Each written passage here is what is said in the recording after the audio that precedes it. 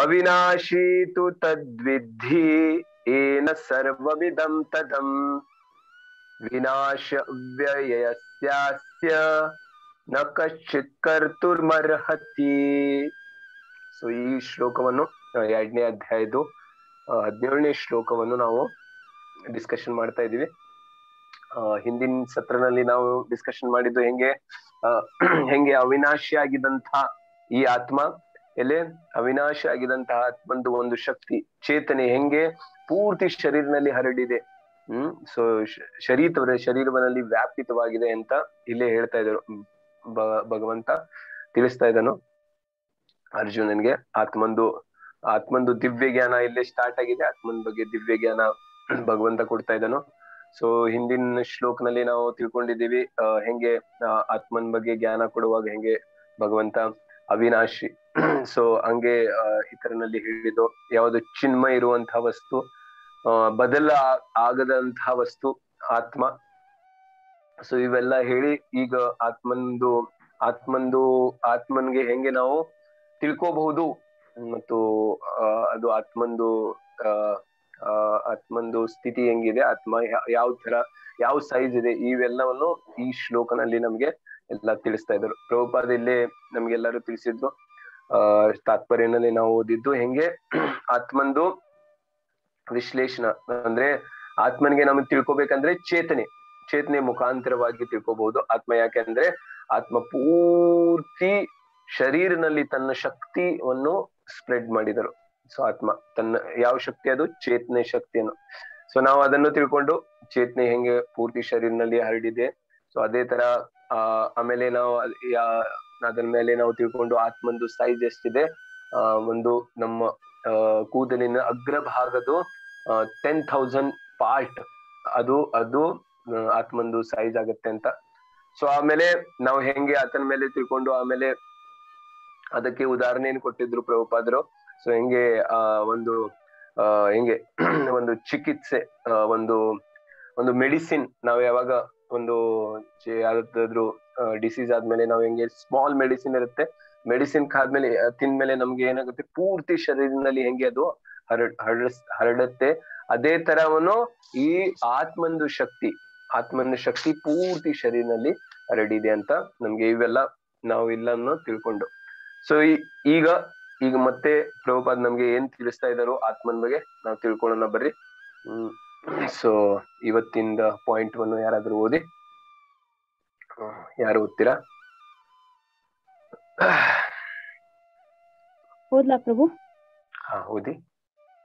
In the Mundaka Upanishad, the measurement of the atomic spirit soul is further explained. The soul is atomic in size and can be perceived by perfect intelligence. This atomic soul is floating in the 5 kinds of air: prana, apana, vyayana, samana and udana. Is situated within the heart and spreads its influence all over the body of the embodied living entities. When the soul is purified from the contamination of the 5 kinds of material air, its spiritual influence is exhibited. ಅಂದ್ರೆ ಈ ಅವ್ರು ಹೇಳಿರೋ Mundaka ಉಪನಿಷತ್ತಲ್ಲಿ ಸೋಲ್ದು measurement ಎಷ್ಟು ಚಿಕ್ಕದು ಅನ್ನೋದನ್ನ ಹೇಳ್ತಾ ಇದ್ದಾರೆ ಪ್ರಭು. ಸೋಲು ತುಂಬಾ ಚಿಕ್ಕ ಸೈಜ್ ಅಲ್ಲಿ ಇರುತ್ತೆ, ಅದನ್ನ ಅರ್ಥ ಮಾಡ್ಕೋಬೇಕು. ಅದ್ರ ಬಗ್ಗೆ ನಮ್ಗೆ ಪರ್ಫೆಕ್ಟ್ ನಾಲೆಜ್ ಇದ್ರೇನೆ, ಪರ್ಫೆಕ್ಟ್ ಇಂಟೆಲಿಜೆನ್ಸ್ ಇದ್ರೆ ಅರ್ಥ ಆಗುತ್ತೆ ಅಂತ ಹೇಳ್ತಾ ಇದ್ದಾರೆ.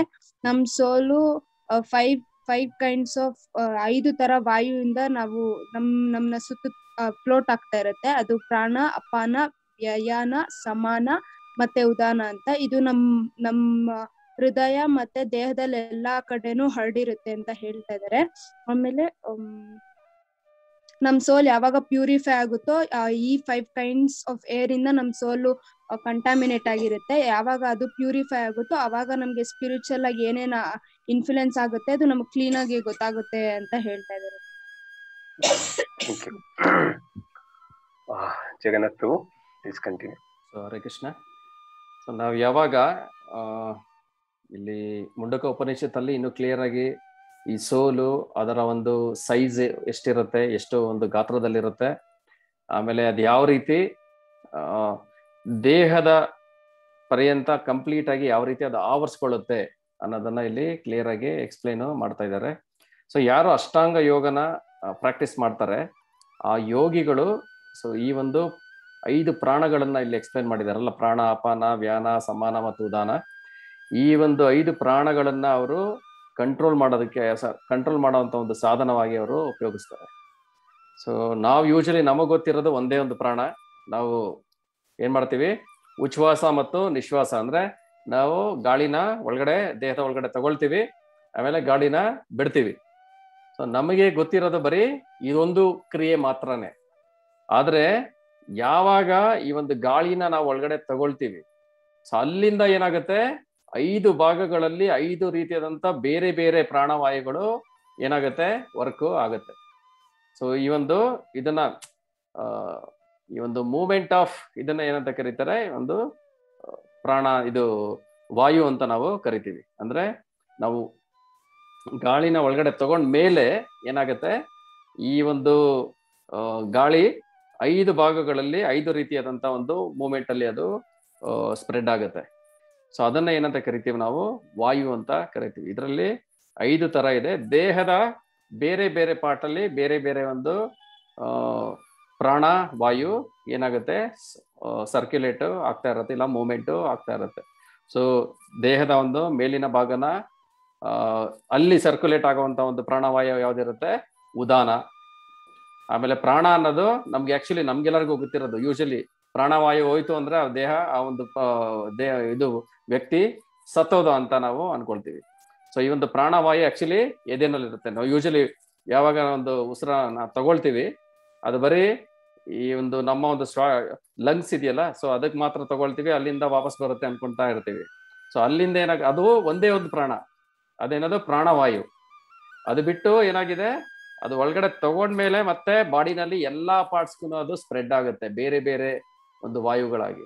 ಸೊ ಮೇಲ್ಗಡೆ ಇರೋದಕ್ಕೆ ಉದಾನ, ನಮ್ಮ ದೇಹದ ಒಂದು ಎದೆ ಭಾಗದಲ್ಲಿ ಪ್ರಾಣ, ಅದರ ಕೆಳಗಡೆ ಹೊಟ್ಟೆ ಭಾಗದಲ್ಲಿ ಸಮಾನ, ಅದರ ಕೆಳಗಡೆ ಇದು ಅಪಾನ, ಆಮೇಲೆ ವ್ಯಾನ ಅನ್ನೋದು ಇಡೀ ದೇಹನೇ ಅದು ಆವರಿಸ್ಕೊಂಡಿರುತ್ತೆ. ಸೊ ಈ ಒಂದು ವಾಯುಗಳಿದೆಯಲ್ಲ, ಯಾರು ಅಷ್ಟಾಂಗ ಯೋಗಿಗಳಾಗಿರ್ತಾರೆ ಅವರು ಧ್ಯಾನ ಮಾಡಿ ಎಲ್ಲಾ ವಾಯುಗಳನ್ನ ಏನ್ ಮಾಡ್ತಾರೆ, ಕಂಟ್ರೋಲ್ ಮಾಡ್ತಾರೆ.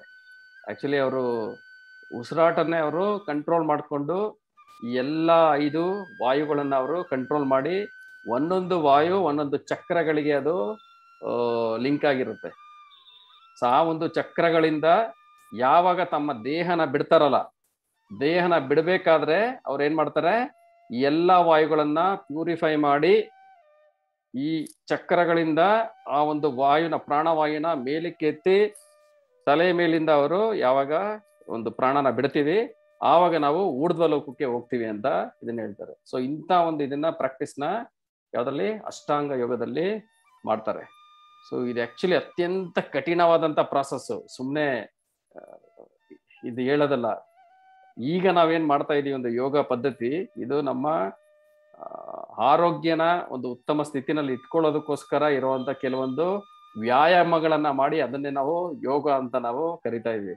ಆದ್ರೆ ಆಕ್ಚುಲ್ ಆಗಿ ಇರುವಂತ ಒಂದು ಯೋಗ ಪದ್ಧತಿನಲ್ಲಿ ನಮ್ಮ ಒಂದು ದೇಹನ ಯಾವ ರೀತಿ ಬಿಡಬೇಕು ಅನ್ನೋವರೆಗೂ ಅದನ್ನು ಎಕ್ಸ್ಪ್ಲೇನ್ ಮಾಡಿದೆ. ಸೊ ಆಕ್ಚುಲಿ ನಾವು ಯಾವ ರೀತಿ ಅಂದ್ರೆ ನಮ್ಮ ಪ್ರಾಣ ನಮ್ಮ ದೇಹದ ಯಾವ ಭಾಗದಿಂದ ಹೊರಗಡೆ ಹೋಗುತ್ತೆ ಅನ್ನೋದ್ರ ಮೇಲೆ ನಾವು ಎಂತ ಒಂದು ಲೋಕಕ್ಕೆ ಹೋಗ್ತೀವಿ ಅನ್ನೋದು ಸಹ ಡಿಸೈಡ್ ಆಗುತ್ತೆ. ಕೆಲವರೊಂದು ಪ್ರಾಣ ಕೆಳಗಡೆಯಿಂದ ಅಂದ್ರೆ ಕಾಲಿಂದನೂ ಸಹ ಹೋಗ್ಬೋದು, ಒಬ್ಬೊಬ್ರದ್ದು ಪ್ರಾಣ ಒಂದೊಂದು ಕಡೆಯಿಂದ ಅದು ಹೊರಗಡೆಗೆ ಬರ್ಬೋದು. ಆದ್ರೆ ಯಾರು ಇಲ್ಲಿರುವಂತ ಒಂದು ರಂಧ್ರದಿಂದ ಈ ಒಂದು ನಮ್ಮ ಪ್ರಾಣನ ಕಂಟ್ರೋಲ್ ಮಾಡಿ ಅಲ್ಲಿಂದ ದೇಹನ ಬಿಡ್ತಾರಲ್ಲ, ಅವ್ರೇನ್ ಮಾಡ್ತಾರೆ, ಊರ್ಧ್ವ ಲೋಕಗಳಿಗೆ ಹೋಗ್ತಾರೆ ಅಂತ ನಮ್ಮ ಶಾಸ್ತ್ರದಲ್ಲಿ ಹೇಳುತ್ತೆ. ಸೊ ಇಷ್ಟೊಂದು ಸೈಂಟಿಫಿಕ್ ಆಗಿ ನಮ್ಮ ಒಂದು ಶಾಸ್ತ್ರಗಳಲ್ಲಿ ಇದನ್ನ ಎಕ್ಸ್ಪ್ಲೇನ್ ಮಾಡಿದೆ. ಅಂದ್ರೆ ನಮ್ಮ ಈ ಒಂದು ಜೀವಾತ್ಮ ಏನಿದೆ, ಈ ಒಂದು ಜೀವಾತ್ಮ ದೇಹದಲ್ಲೆಲ್ಲ ಏನಾಗಿದೆ, ಪ್ರಜ್ಞೆಯ ಒಂದು ರೂಪದಲ್ಲಿ ಅದು ಸ್ಪ್ರೆಡ್ ಆಗಿದೆ. ಸೊ ಆ ಒಂದು ಪ್ರಜ್ಞೆ ಯಾವ ರೀತಿ ಸ್ಪ್ರೆಡ್ ಆಗುತ್ತೆ, ಈ ಒಂದು 5 ವಾಯುಗಳಿಂದ ಅದು ಏನಾಗುತ್ತೆ, ತನ್ನ ಒಂದು ಅಸ್ತಿತ್ವನ ತೋರಿಸುತ್ತೆ. ಸೊ ಯಾವಾಗ ಈ ಒಂದು ವಾಯು ಅನ್ನೋದು ಇದರಿಂದ ಹೊರಗಡೆ ಬಂದ್ಬಿಡುತ್ತೆ, ಸೊ ಅವಾಗ ಏನಾಗುತ್ತೆ, ನಮ್ದು ಪ್ರಾಣ ಹೋಯ್ತು ಅಂತ ನಾವು ಅನ್ಕೊಳ್ತೀವಿ. ಯೂಶಲಿ ಅದಕ್ಕೋಸ್ಕರ ನಾವು ಉಸಿರಾಡ್ತಾ ಇದೀಯೋ ಇಲ್ವೋ ಆ ಬಾಡಿ ಅನ್ನೋದನ್ನ ನಾವು ಚೆಕ್ ಮಾಡ್ತಾ ಇರ್ತೀವಿ. ಸೊ ಇದೇನಾಗುತ್ತೆ, ಅದು ಹೋಯ್ತು ಅಂದ್ರೆ ಆ ಒಂದು ನಮ್ಮ ಒಂದು ಆತ್ಮ ಏನಿದೆ ಅದರ ಒಂದು ಸಿಂಪ್ಟಮ್ಸ್, ಅಂದ್ರೆ ಅದಿರುವಂತ ಒಂದು ಅಸ್ತಿತ್ವ ಯಾವ ರೀತಿ ಅದು ನಮ್ಮ ಒಂದು ಪ್ರಜ್ಞೆಯಿಂದ ಅದು ತೋರಿಸುತ್ತೆ. ಸೊ ಆ ಒಂದು ಪ್ರಜ್ಞೆ ಅಲ್ಲಿ ಇರಬೇಕು ಅಂದ್ರೆ ಏನಿರ್ಬೇಕು, ಎಲ್ಲ ವಾಯುಗಳು ಅಲ್ಲಿ ಕರೆಕ್ಟ್ ಆಗಿ ದೇಹದ ಎಲ್ಲ ಭಾಗಗಳಲ್ಲಿ ಅದು ಕೆಲಸ ಮಾಡ್ತಾ ಇರಬೇಕು. ಸೊ ಯಾವಾಗ ಆ ಜೀವಾತ್ಮ ಅಲ್ಲಿಂದ ಹೊರಗಡೆ ಬರ್ತಾನೆ ಅವಾಗ ಏನಾಗುತ್ತೆ, ಈ ಎಲ್ಲ ವಾಯುಗಳು ಕೆಲಸ ಮಾಡೋದು, ಅಂದ್ರೆ ಈ ಪ್ರಾಣವಾಯುಗಳು ಮೂವ್ಮೆಂಟ್ ಆಗದೆ ಸ್ಟಾಪ್ ಆಗೋಗುತ್ತೆ. ಸೊ ಆವಾಗ ಏನಾಗುತ್ತೆ, ಈ ದೇಹದಿಂದ ಒಂದು ಪ್ರಾಣವಾಯು ಹೊರಗಡೆ ಬಂತು ಅಂತ ನಾವು ಹೇಳ್ತೀವಿ. ಸೊ ಆವಾಗ ಏನಾಗುತ್ತೆ, ಇದೇ ಒಂದು ದೇಹ ಇಷ್ಟು ಈ ರೀತಿ ಆಕ್ಟಿವ್ ಆಗಿ ಇರುವಂತ ಒಂದು ದೇಹ ಸಡನ್ ಆಗಿ ಏನಾಗುತ್ತೆ, ಇನ್ಆಕ್ಟಿವ್ ಆಗಿ ಹೋಗುತ್ತೆ. ಇನ್ಆಕ್ಟಿವ್ ಆಗುತ್ತೆ. ಆಮೇಲೆ ಎಲ್ಲಾ ರೀತಿಯಾದಂತ ಫಂಕ್ಷನ್ ಆಗ್ತಾ ಇದ್ದಂತ ಈ ಒಂದು ದೇಹ ಏನಾಗೋಗುತ್ತೆ, ಜಸ್ಟ್ ಲೈಕ್ ಒಂದು ಮ್ಯಾಟರ್ ತರ ಆಗೋಗುತ್ತೆ, ಅಂದ್ರೆ ಒಂದು ವಸ್ತುವಿನ ತರ ಅದು ಆಗೋಗುತ್ತೆ. ಸೊ ಅದನ್ನ ಈವನ್ ನಾವು ಕಟ್ ಮಾಡಿದ್ರು ಸಹ ನಮ್ಗೆ ಏನೂ ನೋವು ಆಗಲ್ಲ, ಯಾರಿಗೂ ಏನೋ ಅನ್ಸೋದು ಇಲ್ಲ. ಸೊ ಅಂತ ಒಂದು ಸ್ಥಿತಿಗೆ ಅದು ಬಂದ್ಬಿಡುತ್ತೆ. ಸೊ ಇಂಥ ಒಂದು ಮ್ಯಾಟರ್ ಅಂದ್ರೆ ಮೆಟೀರಿಯಲ್ ಎಲಿಮೆಂಟ್ ಇಂದ ತುಂಬಿರೋಂಥದ್ದು ಈ ನಮ್ಮ ದೇಹ. ಆದ್ರೆ ನಾವು ಅನ್ಫಾರ್ಚುನೇಟ್ಲಿ ಈ ದೇಹನೇ ನಾನು ಅಂತ ಜೀವನನ ಮಾಡ್ತಾ ಇದೀವಿ. ಆದ್ರೆ ಆಕ್ಚುಲ್ ಆಗಿ ಯಾರು, ಈ ಒಂದು ದೇಹದ ಒಳಗಡೆ ಇರುವಂತಹ ಸಚ್ಚಿದಾನಂದ ಸ್ವರೂಪಿಯಾದಂತಹ ಜೀವಾತ್ಮ ನಾನು. ಸೊ ನಾವೇನಾದ್ರೂ ಇಂಥ ಒಂದು ಪ್ರಾಸೆಸ್ ಅಲ್ಲಿ ನಾನು ಪ್ರಾಣನ ಬಿಡ್ತೀನಿ ಅಂತ ಹೋದ್ರೆ ನಾವೇನ್ ಮಾಡ್ಬೇಕು, ಆಲ್ಮೋಸ್ಟ್ 50 to 60,000 ಇಯರ್ಸ್ ನಾವು ತಪಸ್ಸುಗಳನ್ನ ಮಾಡಬೇಕು. ಯಾವಾಗ ನಾವು ತಪಸ್ಸನ್ನ ಧ್ಯಾನನ ಮಾಡ್ತೀವಿ ಆವಾಗ ಏನ್ ಮಾಡ್ಬೋದು, ಭಗವಂತನ ಭಕ್ತಿ ಪ್ರಾಪ್ತಿಯಾಗಲ್ಲ, ನಾವೇನ್ ಮಾಡ್ಬೋದು, ಊರ್ಧ್ವ ಲೋಕಗಳಿಗೆ ನಮ್ಮ ಪ್ರಯಾಣನ ಮುಂದುವರಿಸ್ಬೋದು. ಊರ್ಧ್ವ ಲೋಕಗಳಿಗೆ ಅಂದ್ರೆ ಇನ್ನು ಉತ್ತಮವಾದ ಲೋಕಗಳಲ್ಲಿ ನಾವು ಜನ್ಮ ತಗೊಳ್ಳೋ ತರ ನಾವು ಒಂದು ಇದನ್ನ ನಮ್ಗೆ ಫೆಸಿಲಿಟಿ ನಮ್ಗೆ ಸಿಕ್ಕುತ್ತೆ. ಅದಕ್ಕೆ ಏನ್ ಮಾಡ್ಬೇಕು, ಅಷ್ಟೊಂದು ಸಾವಿರಾರು ವರ್ಷಗಳ ಕಾಲ ನಾವು ಅದನ್ನ ಈ ಒಂದು ಇದನ್ನ ಪ್ರಾಕ್ಟೀಸ್ ಮಾಡ್ಬೇಕಾಗುತ್ತೆ. ಅದಕ್ಕೋಸ್ಕರ ನಾನು ತಪಸ್ ಮಾಡ್ತಾ ಇರೋರು ಅಂತ ಒಂದು ಕಠಿಣವಾದ ತಪಸ್ಸನ್ನ ಮಾಡ್ತಾ ಇರ್ತಾರೆ. ನಾವು ಬರೀ ತಿನ್ನೋದನ್ನ ಒಂದು ದಿನ ಬಿಡೋದಕ್ಕೆ 15 ದಿನಕ್ಕೆ ಒಂದು ಏಕಾದಶಿ ಒಂದು ಮಾಡೋದಕ್ಕೆ ನಾವು ಒದ್ದಾಡ್ತಾ ಇರ್ತೀವಿ. ಆದ್ರೆ ಅವ್ರೇನ್ ಮಾಡ್ತಾರೆ, ಪ್ರತಿ ಕ್ಷಣ ನಮ್ಗೆ ಗೊತ್ತಿಲ್ದೇನೆ ನಾವು ಉಸಿರಾಡ್ತಾ ಇರ್ತೀವಲ್ಲ, ಎಷ್ಟು ಗಾಳಿನ ತಗೊಳ್ತಾ ಇರ್ತೀವಿ, ಅದನ್ನೇ ಕಂಟ್ರೋಲ್ ಮಾಡ್ತಾರೆ ಆ ಯೋಗಿಗಳು. ನಾನು ಎಷ್ಟು ಇನ್ಟೇಕ್ ಮಾಡ್ತೀನಿ ಉಸಿರನ್ನ, ಎಷ್ಟು ಔಟೇಕ್ ಮಾಡ್ತೀನಿ, ಸೊ ಅದನ್ನೇ ಅವ್ರು ಏನ್ ಮಾಡ್ತಾರೆ, ಕಂಟ್ರೋಲ್ ಮಾಡ್ಬಿಟ್ಟು ನಾನು ಇಷ್ಟೇ ತಗೊಳ್ತೀನಿ ದಿನಕ್ಕೆ ಅಂತ ಮಾಡ್ತಾರೆ. ಸೊ ಅದನ್ನ ನಮ್ ಕೈಲಿ ಇಮ್ಯಾಜಿನ್ ಮಾಡ್ಕೊಳಕ್ಕಾಗಲ್ಲ. ಅದು ಹೋದ್ಮೇಲೆ ಅದ್ ಯಾವ ರೀತಿ ಅದು ಯುಟಿಲೈಸ್ ಆಗ್ಬೇಕು ನನ್ನ ಬಾಡಿನಲ್ಲಿ, ಸೊ ಅದನ್ನು ಅವರು ಕಂಟ್ರೋಲ್ ಮಾಡ್ತಾ ಹೋಗ್ತಾರೆ. ಒಂದೊಂದೇ ಪ್ರಾಣಗಳನ್ನ ಅವರು ಕಂಟ್ರೋಲ್ ಮಾಡ್ತಾರೆ. ಕಂಟ್ರೋಲ್ ಮಾಡಿ ಯಾವಾಗ ಇವೆಲ್ಲಾ ಪ್ರಾಣವಾಯುಗಳು ಪ್ಯೂರಿಫೈ ಆಗುತ್ತೆ, ಆವಾಗ ಏನಾಗುತ್ತೆ, ಈ ಒಂದು ಜೀವಾತ್ಮ ಅನ್ನೋದು ಅದು ಎಲ್ಲ ಕಂಟ್ಯಾಮಿನೇಷನ್ ಇಂದ ಅದು ಬಿಡುಗಡೆ ಆಗ್ತಾ ಹೋಗುತ್ತೆ. ಯಾವಾಗ ಆ ಎಲ್ಲ ಪ್ರಾಣವಾಯುಗಳು ಪ್ಯೂರಿಫೈ ಆಗಿ ಒಂದು ಜೀವಾತ್ಮ ಕಂಪ್ಲೀಟ್ ಆಗಿ ಇರುವಂತ ಕಲ್ಮಶಗಳಿಂದ ಎಲ್ಲ ಪ್ಯೂರಿಫೈ ಆಗುತ್ತೆ, ಆವಾಗ ಆ ಒಂದು ಜೀವಾತ್ಮ ಈ ಒಂದು ದೇಹದ ಒಂದು ಪರಿಕಲ್ಪನೆಯಿಂದ ಅದು ಫ್ರೀ ಆಗುತ್ತೆ. ಅದಕ್ಕೋಸ್ಕರನೇ ಯಾವಾಗ ಅವೆಲ್ಲ ಪ್ಯೂರಿಫೈ ಆಗುತ್ತೆ, ಈವನ್ ದೇಹದಲ್ಲಿ ಇರ್ಬೇಕಾದ್ರನೆ ಅಂತ ಒಂದು ಸೆಲ್ಫ್ ರಿಯಲೈಸ್ಡ್ ಆಗಿರುವಂತ ಒಂದು ಭಕ್ತರು ದೇಹದ ಒಂದು ಪರಿಕಲ್ಪನೆ ಇಲ್ಲದಿರಂಗೆ ಜೀವನ ಮಾಡ್ತಾ ಇರ್ತಾರೆ. ಭಗವಂತನ ಭಕ್ತಿ ಸೇವೆನಲ್ಲಿ ಕಂಪ್ಲೀಟ್ ಆಗಿ ಅವರು ಇದಾಗಿರ್ತಾರೆ, ಸಿಚುಯೇಟ್ ಆಗಿರ್ತಾರೆ. ಅಂತ ಒಂದು ಸಿಚುಯೇಷನ್ ಹೇಗಾಗುತ್ತೆ ಅಂದ್ರೆ, ಭಕ್ತರಾದವರಿಗೆ ಭಗವಂತ ಈ ಎಲ್ಲ ಒಂದು ಇದನ್ನ ಆಟೋಮೆಟಿಕ್ ಆಗಿ ಕೊಡ್ತಾರೆ. ನಾವು ಏನು ಅಷ್ಟೊಂದು ಸಾವಿರಾರು ವರ್ಷಗಳ ಕಾಲ ತಪಸ್ಸನ್ನ ಮಾಡಿ ಏನಂತ ಪಡೆಯೋದಕ್ಕೆ ಹೋಗ್ತೀವಿ, ಅದು ಭಕ್ತನಾದವನಿಗೆ ಅದು ಏನಾಗುತ್ತೆ, ಆಟೋಮೆಟಿಕ್ ಆಗಿ ಆ ಒಂದು ರಿಯಲೈಸೇಷನ್ ಸಿಕ್ಕುತ್ತೆ. ಭಗವಂತ ಅದನ್ನ ಆ ಭಕ್ತನಿಗೆ ಕರುಣಿಸ್ತಾನೆ. ಈ ದೇಹದಲ್ಲಿ ಇರ್ಬೇಕಾದ್ರೆ ಅವರು ಅದಕ್ಕೆ ಅಂಟಿಕೊಳ್ತಿದ್ದಂಗೆ ಇದ್ದು ಈ ದೇಹನ ತೊರೆದು ಬಿಟ್ಟು ಅವರು ಭಗವಂತನ ಧಾಮಕ್ಕೆ ಹೋಗ್ತಾರೆ. ಸೊ ಅಂತ ಒಂದು ಹೈಯೆಸ್ಟ್ ಇರೋಂತ ಒಂದು ಪ್ರಾಸೆಸ್ ಈ ಒಂದು ಭಕ್ತಿ ಸೇವೆ. ಅದು ಈ ಕಲಿಯುಗದಲ್ಲಿ ಎಸ್ಪೆಷಲಿ ಈ ಒಂದು ಭಕ್ತಿ ಸೇವೆಯಿಂದನೇ ನಾವು ಈ ನಮ್ಮ ಒಂದು ಆತ್ಮ ಸಾಕ್ಷಾತ್ಕಾರನ ಮಾಡ್ಕೋಬಹುದು ಅಂತ ಭಗವಂತ ಭಗವದ್ಗೀತೆಯ ಅನೇಕ ಒಂದು ಶ್ಲೋಕಗಳಲ್ಲಿ ಅವ್ರು ಹೇಳ್ತಾ ಹೋಗ್ತಾರೆ. ಸೊ ಭಗವದ್ಗೀತೆ ಅನ್ನೋದು ಅವರು ಬರೀ ಒಂದನ್ನ ಹೇಳಿ ಅವರು ಒಂದನ್ನೇ ಮುಗಿಸಲ್ಲ. ಯಾಕಂದ್ರೆ ಭಗವದ್ಗೀತೆ ಅನ್ನೋದನ್ನ ಎಲ್ಲಾ ಜೀವರಾಶಿಗಳಿಗೂ ಹೇಳ್ತಾ ಇರೋದು. ಒಬ್ಬೊಬ್ಬರ ಜೀವರಾಶಿಗಳ ಒಂದೊಂದು ಗುಣಗಳು ಬೇರೆ ಬೇರೆ ತರ ಇರುತ್ತೆ. ಅವರ ಒಂದು ಗುಣ ಮತ್ತು ಸ್ವಭಾವಗಳು ಬೇರೆ ಬೇರೆ ತರ ಇರುತ್ತೆ. ಅವರು ಬೇರೆ ಬೇರೆ ತರ ಅವರು ಇನ್ಕ್ಲೈನ್ ಆಗಿರ್ತಾರೆ. ಸೊ ಅವ್ರಿಗೇನ್ ಹೇಳ್ತಾರೆ, ಪ್ರತಿಯೊಂದು ಒಬ್ಬರಿಗೂ ಬೇಕಾದಂತ ಪ್ರತಿಯೊಂದು ಮಾರ್ಗನೂ ಅವ್ರು ಎಕ್ಸ್ಪ್ಲೇನ್ ಮಾಡ್ತಾರೆ. ಎಲ್ಲಾ ಮಾರ್ಗಗಳನ್ನ ಎಕ್ಸ್ಪ್ಲೇನ್ ಮಾಡ್ಬಿಟ್ಟು ಅವ್ರೇನ್ ಮಾಡ್ತಾರೆ, ಇದನ್ನ ನೀನು ಅಲ್ಟಿಮೇಟ್ಲಿ ಮಾಡಬೇಕು ಅಂತ ಅವರು ಕ್ಲಿಯರ್ ಆಗಿ ಹೇಳ್ತಾರೆ. ಆದ್ರೆ ಯಾವಾಗ ಎಲ್ಲಾ ಮಾರ್ಗಗಳನ್ನ ಅವ್ರು ಎಕ್ಸ್ಪ್ಲೇನ್ ಮಾಡ್ತಾ ಹೋಗ್ತಾರೆ, ಕೆಲವರು ಏನ್ ಮಾಡ್ತಾರೆ, ಪ್ರತಿ ಒಂದೊಂದನ್ನ ತಗೊಂಡ್ಬಿಟ್ಟು ನಾನು ಇದನ್ನೇ ಮಾಡ್ತೀನಿ ಅಂತ ಹೋಗ್ತಾರೆ. ಆದ್ರೆ ಅಲ್ಲಿ ಹೇಳಿರೋಂತ ಒಂದೊಂದನ್ನು ಕರೆಕ್ಟು, ಅದನ್ನು ಮಾಡಬಹುದು, ಆದ್ರೆ ಒಂದೊಂದು ಯುಗಗಳಿಗೆ ಅದು ಅಪ್ಲಿಕಬಲ್ ಇರುತ್ತೆ. ಅದನ್ನ ಮಾಡ್ಬೇಕಾದ್ರೆ ಯಾವ ರೀತಿ ಮಾಡಬೇಕು ಅನ್ನೋದನ್ನು ಸಹ ಕೃಷ್ಣ ಹೇಳ್ತಾನೆ.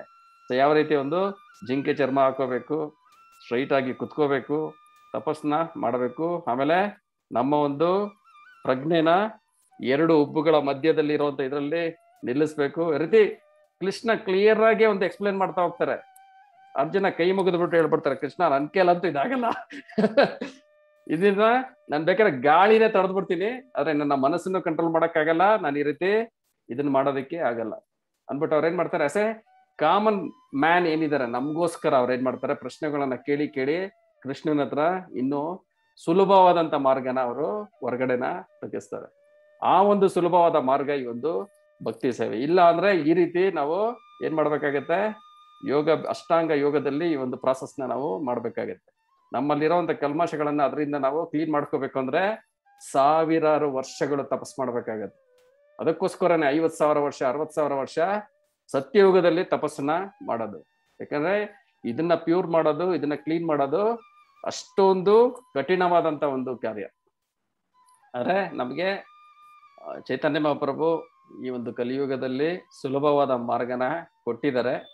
ಸೊ ಯಾವಾಗ ಇದನ್ನೆಲ್ಲ ಅನ್ಕೊಂತೀವಿ, ಇದನ್ನೆಲ್ಲ ನಾವು ಓದ್ತೀವಿ, ಆವಾಗ ನಮ್ಗೆ ರಿಯಲೈಸ್ ಆಗುತ್ತೆ, ಹೌದಪ್ಪ ಇದು ಸವಾಸ ಬೇಡ, ಇದು ನಮ್ಗೆ ಆಗುವಂತ ಕೆಲ್ಸ ಅಲ್ಲ, ಇದು ಸುಮ್ನೆ ಹರೇ ಕೃಷ್ಣ ಮಂತ್ರನ ಜಪ ಮಾಡೋಣ, ಪ್ರಭುಪಾದರು ಏನ್ ಹೇಳ್ಕೊಟ್ಟಿದಾರೆ ಅದನ್ನ ಫಾಲೋ ಮಾಡೋಣ, ಅವಾಗ ನಾವು ಮಾಡ್ಕೋಬಹುದು ಅಂತ ಗೊತ್ತಾಗುತ್ತೆ.